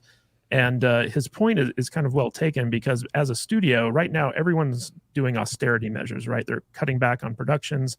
They're cutting back on expenses. They're trying to consult. They're firing a bunch of people. And so like when the writers and actors go on strike saying like, oh, you're not going to be able to produce any new content, the studios are like, good. We don't want to be spending the money right now. Mm-hmm. And also because they don't want to be spending money, they don't want to be renegotiating deals that's going to end up costing them more money. Yeah. So, you know, Iger was very kind of like blatant in his opinion on this. Odin, do you think that the writers and actors aren't reading the tea leaves correctly? I think that it's bad in all directions from both sides of it because, you know, the studios can try and claim all they want. Well, hey, this is money that we're not spending, but it's okay, but you've already spent this money. And so this money is going to continue to be later on from you ever being able to possibly get that back. And also interest rates, right? So all the stuff that you've already spent is just going to get more and more expensive. So that's why it's really bad for everyone involved. But I did have an interesting perspective on this because I actually have a friend who she's not, you know, huge in acting, but she is in the guild. Actually, she actually is a part of SAG.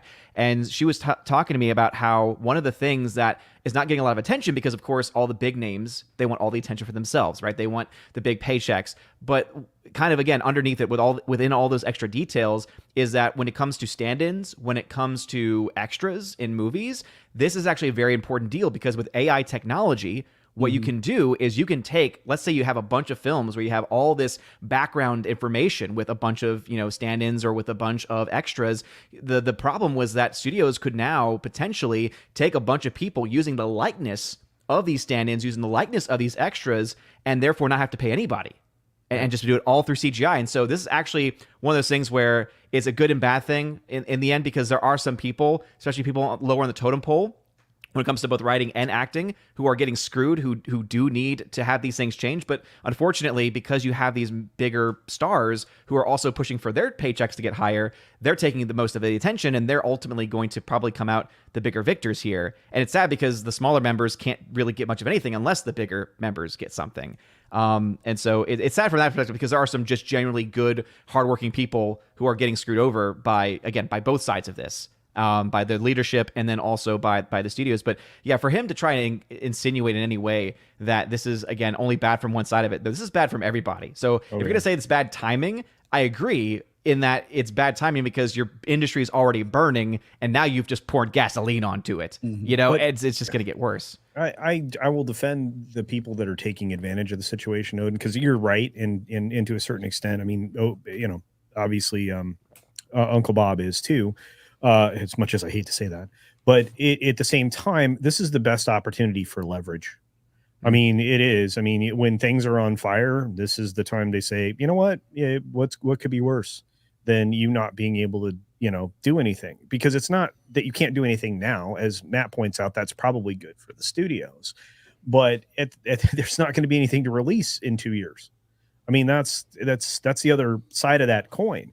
And so, it's you everybody's going to have to be a little bit adult here and actually like compromise. But I think they really do need to stand firm on the AI thing, and for all the reasons that you broke down. I mean, there could be an even harder path to break into showbiz if you're essentially taking the smaller players, the background actors, all of the the one-liners folks, the people that are just trying to break into the industry and just eliminating them with AI and CGI. But I mean, to counter that, like you have AI that could just generate faces. Not well, I mean, in the future, like the technology is going to get better. Yeah. So they don't need these people's likenesses. They can just, instead of hiring actual people to come out to fill out a crowd. But where's it getting from? No, it's the AI art technology that basically just make nondescript faces. So I want to take this to Joe, because basically, we're in a situation here where over in the UK, because they're not part of SAG-AFTRA, they're part of the Equity Alliance. UK productions are still going forward. Stuff like House of the Dragon, for instance. Right. It's not being affected by these strikes. But out here, you have actors who basically aren't allowed to do anything except maybe show up on YouTube. Even that might be kind of like out of the boundaries. But what's really interesting about this is that we now have a situation where Comic-Con this year, the big San Diego Comic-Con, actors have to cancel their appearance, all this other stuff. So it's actually going to be about comic books for a change. And I know Nerdrotic and Eric July and all these independent, comic artists and stuff like that, Iron Age, Comicsgate, they're all going to be there and they're going to have the stage to themselves instead of having to share it with Hollywood. So as an artist, Joe, how do you think this is going to affect things? I think that part of it's great. Comic-Con becoming a TV and movie platform, to me, destroyed it. I stopped going. I just got so sick of it being about the newest Marvel film or whatever. I want to meet artists. I want to see people's artwork. I want to interact with those people. So I think that is a tremendously beneficial thing. Unfortunately, it's going to come at the cost of other things, but Comic-Con should be about comic creation. It should be, and that's not to say you can't have something about a movie or whatever, but that became the dominant thing. And that's what people were waiting for. And the artists kind of got shoved aside. They just were not anymore the feature of it. So I think that's great. I would love to see a refocus and have people actually go to the people who, let's be honest, these movies wouldn't exist without these people. They're doing the comics that this stuff is based on. And people just forget that. And they're like, oh, well, Marvel's making it. Well, wait a minute. Marvel isn't a giant creative engine in the background that makes this. This is based off of writers and artists and collaborative teams who created stories that people connected with. Oh, no, it's about Robert Downey Jr. No, I'm sorry, it isn't. It's about the fact that there was a character that they got this person to embody, but that character came from comic creators. So if this refocuses that on them, I'm all for it. So in that way, probably not intentionally, benefits it tremendously to me.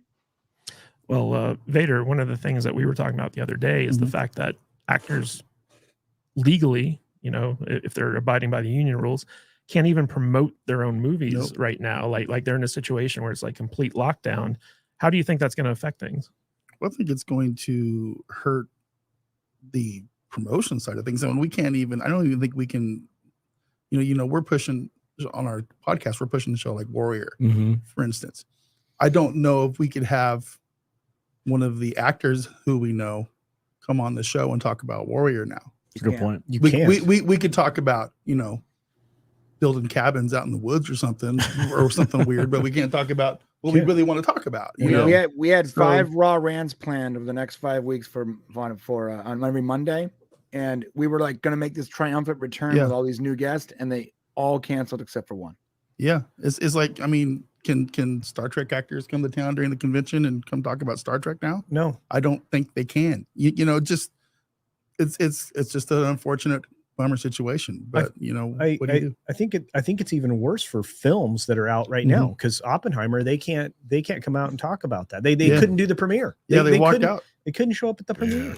Wow. Mission Impossible is under. underperforming a bit too. I think the Oppenheimer stuff came out on the day the SAG decided to go on strike, and all the actors were there for the premiere, but they were there for the red carpet and then they left. They didn't stay. Couldn't. Wild. That is crazy. It's just, Think about Barbie. And I think what's even crazier. Well, Barbie's lucky that it's kind of promoting itself in a way, but sorry, Matt. Yeah, but what's even crazier, Alex, is that you have a situation where we have reports of the studio strategy here, which is basically like, we're just going to wait it out until these people can't afford to make their rent, right? And then we're going to bring them back to the table and kind of like ream them in the butt. So, like, do you think that anyone's actually going to come out on top from these strikes? I don't know. I think everybody wants to make money. Yeah, the studios are going to come out on top. They're the only ones that can hold it out, man. Yeah, they're the ones like they can sit on whatever IPs they already have out there with the residuals. And we're going to keep paying the damn subscription cost. I mean, they're gonna have to come up with some concessions at some point. I mean, I don't know how true some of this stuff is, but I saw like an interview with who built the Goonies guy, Sean Astin. Sean Astin, and he was saying that there some of these things haven't been adjusted since like 1983. But I don't know if that's true or not. What I love is they get all the actors who haven't acted since 1983 to ask questions about this shit. It's just I tend to not side with the big studios on things like this, even though I know there's criticisms of the writers, and I've just mentioned things about like the Writers Guilds is not what it used to be anyway. But you know what's funny about that, is that there's a huge lack of sympathy and support for the writers and actors in this situation, because I think most of the audiences just see it as douchebags feuding with other douchebags, because everything we've been getting from Hollywood kind of is that has been complete crap. I mean, I can get behind the like writers a little bit more. Yeah, but I mean, like, we've seen like this slow destruction of every franchise and IP that we've ever loved, and then these people are like, "Oh, we're being treated unfairly. We want more money," and the audience is just like fuck off. Well, the audience is like, you've just pooped all over us for the last 6 years. Yeah, called us toxic. They don't want our money. I gotta run. So if I could, I just want to just say my piece on this real super fast. I'm sorry, Culture, but no, go, man. Basically the way I see this, look, I can get behind the writers a little bit more because most of them are just doing assignment jobs, right?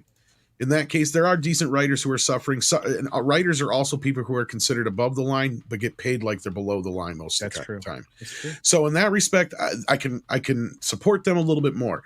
The actors I have a little bit harder time with, because here's the thing with the actors. And again, same thing with the studios. I have zero love for them. So it's like, an FU on both sides as far as I'm concerned.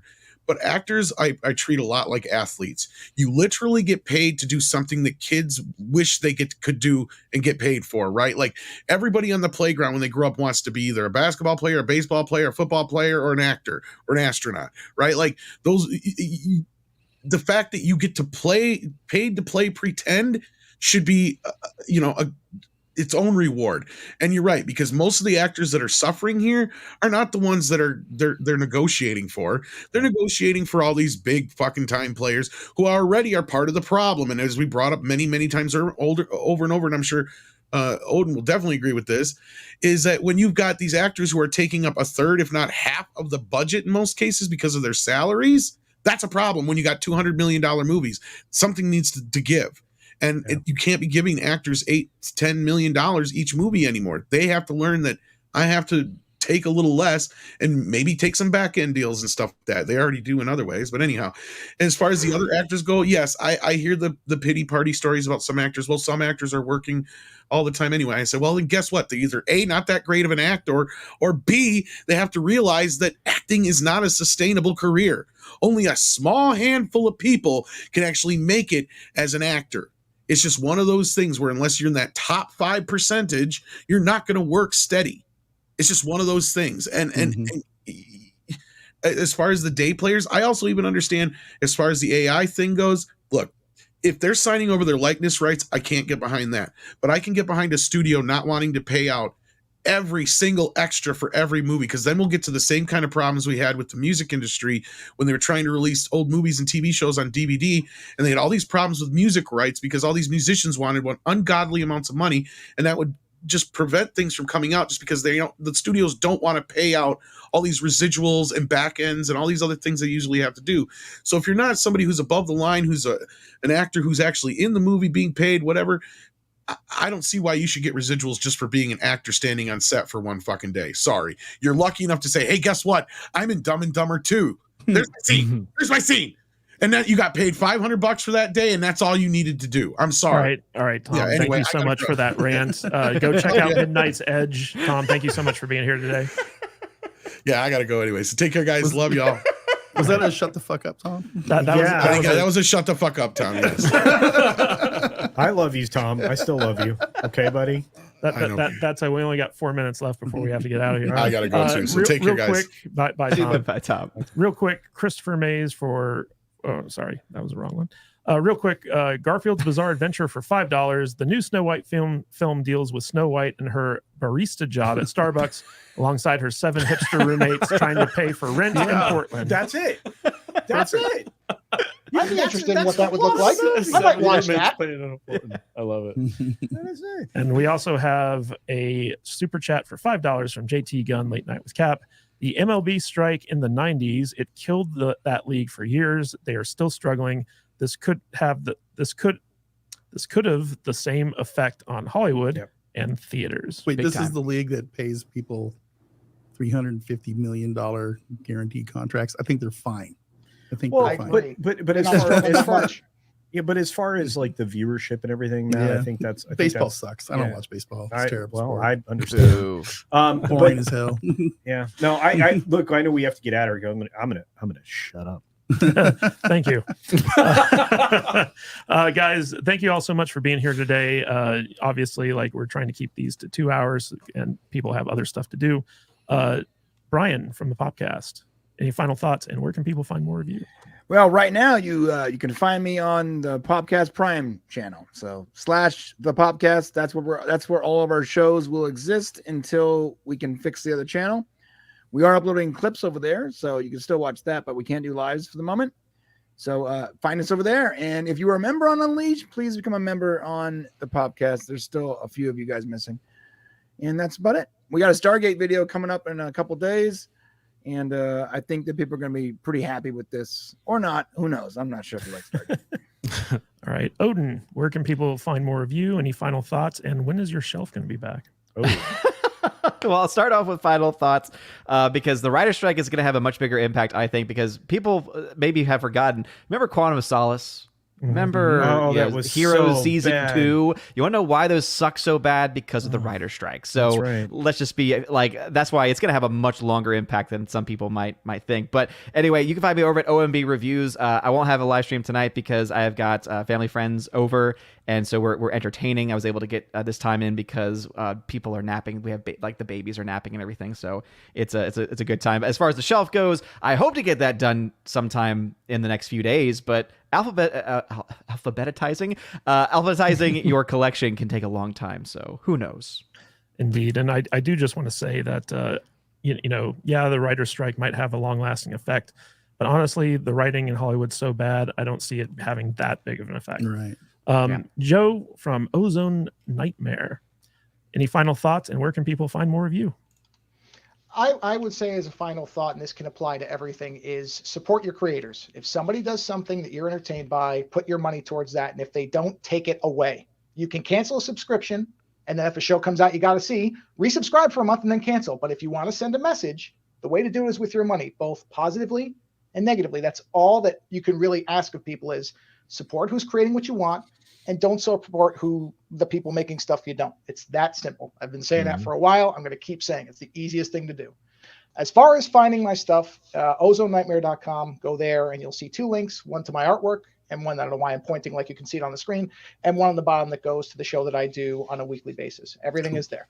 Thank you thank you very much for letting me sit here and fill the room with hot air for a while. Our pleasure. We specialize in hot air. Speaking of which, Culture Casino. Hey, that's true. I filled a lot of air. Any full of final thoughts, hotness. and where can people find more of you? Wow. Well, you can find me here occasionally. I'm often a guest, not in studio, but in else places. I'm glad you're here today, man. No, I'm so stoked. You have no idea. But yeah, you can find me on my channel, Culture Casino, everywhere. I made it very simple for you on Minds, Twitter, Getter, Odyssey, Rumble, YouTube. It's all the same. Grinder. No. OnlyFans. No. Also Threads. no. Although Also, also no. On that note, I'm going to let us Grindr. get out of here because we are OnlyFans. late and it's largely my fault. Thanks, Matt and Alex. And to those of you who aren't Matt, here, Matt, that should Alex, be. and Matt. Love you guys. And Brian, I love you. You need to help me follow through on getting my merchandise together. Anyway, I will harass you about that, okay. sir. Real quick, we got a last minute super chat from No Money G for No Money $10. Here's the best movie. Here's to the best movie ever made. Maximum Overdrive, man. Now I need a bump. Thanks, guys. We all need a bump I after can't watching believe you that. guys reviewed that movie while I was gone. I didn't know you even liked it. Real quick, if I may, I'm going to jump directly onto another live stream right after this. I just dropped a link in the chat right now. So join me after we're done closing up shop here. I'm going to jump on my other computer. Is that our boy Neo's? Neo, that's right. Right on. Boba Fett, Neo, nerdy Neo over there. He's going to be talking about video games with me. So join that stream. He's got Mark the Cyborg too, right? Yes, Mark the Cyborg is Sweet. there. A couple other guests. So I'll be hopping on with them in just a few minutes. So join me over there. Follow the link. Yeah, and real quick, Matt, I'll get to you in a second. I just want to give a shout out to all the people who gave us super chats today. Mexican Iron Man, The Joker's Voice, Scotty Dub, Saturday Superstar, Christopher Mays, Price of Reason, Crunchy Beaver, Buford T. Justice, That's awesome. JT Gunn, Mr. Tickle Trunk, Whiskey Jack, and Garfield's Bizarre Adventure, No Money G. Thank you all so much for your support and those super chats. They go a long way towards helping us out, especially with Alex. Alex needs money. So I need money. we all need money, but I like money. yeah. Wait, we can beg for money here. Yes. I think it's big for Give money. us your money. Matt Vader, what do we got going on this week? I don't know what we got going on. We got stuff. But I don't even know what we're watching. I wanted to just say though, really quick. At some point, we're gonna get tired of watching reruns of Law and Order and The Bachelor with this stuff going on. So I think all of us in this community and a lot of people in the chat, they have channels on YouTube and other outlets. This is going to be our time to shine. Mhm. People are going to We be need looking for to- entertainment. that way. It's our time It's our to- time to Up step theirs. up Their time. and make some entertainment that people are wanting to watch because okay. dudes, there's a drought coming. Mhm. And it's gonna be our jobs to fill that I void. love that perspective. That's So- amazing. That's a Let's great go. perspective. Let's go get it. Fantastic. Let us fill your void. Get us fill that void. We should. Yes. Hey, let's start a show right now. 3 Drunks in the Desert. There you go. Perfect. I need to catch up. Real quick, we got a super chat from Mr. Tickle Trunk for $2 Canadian. Fly, you fools. Fly, I you also want to give a big shout out to Clay Tomlinson, who donated 5 memberships. Thank you so much Thank for you, that, sir. guys. Thank you, All the thank you. support is greatly appreciated. And as always, join us next Saturday, same salty time, same salty channel. We got another salty Saturday where a bunch of neckbeard nerds complain about stuff. I shaved my So- I neck. shave my neck too. I shave my neck. I got a My neck clean is line very- on mine. I'm very clean. Is this a neck beard? All right. Yeah. See you all next week. Take care. Bye. Peace.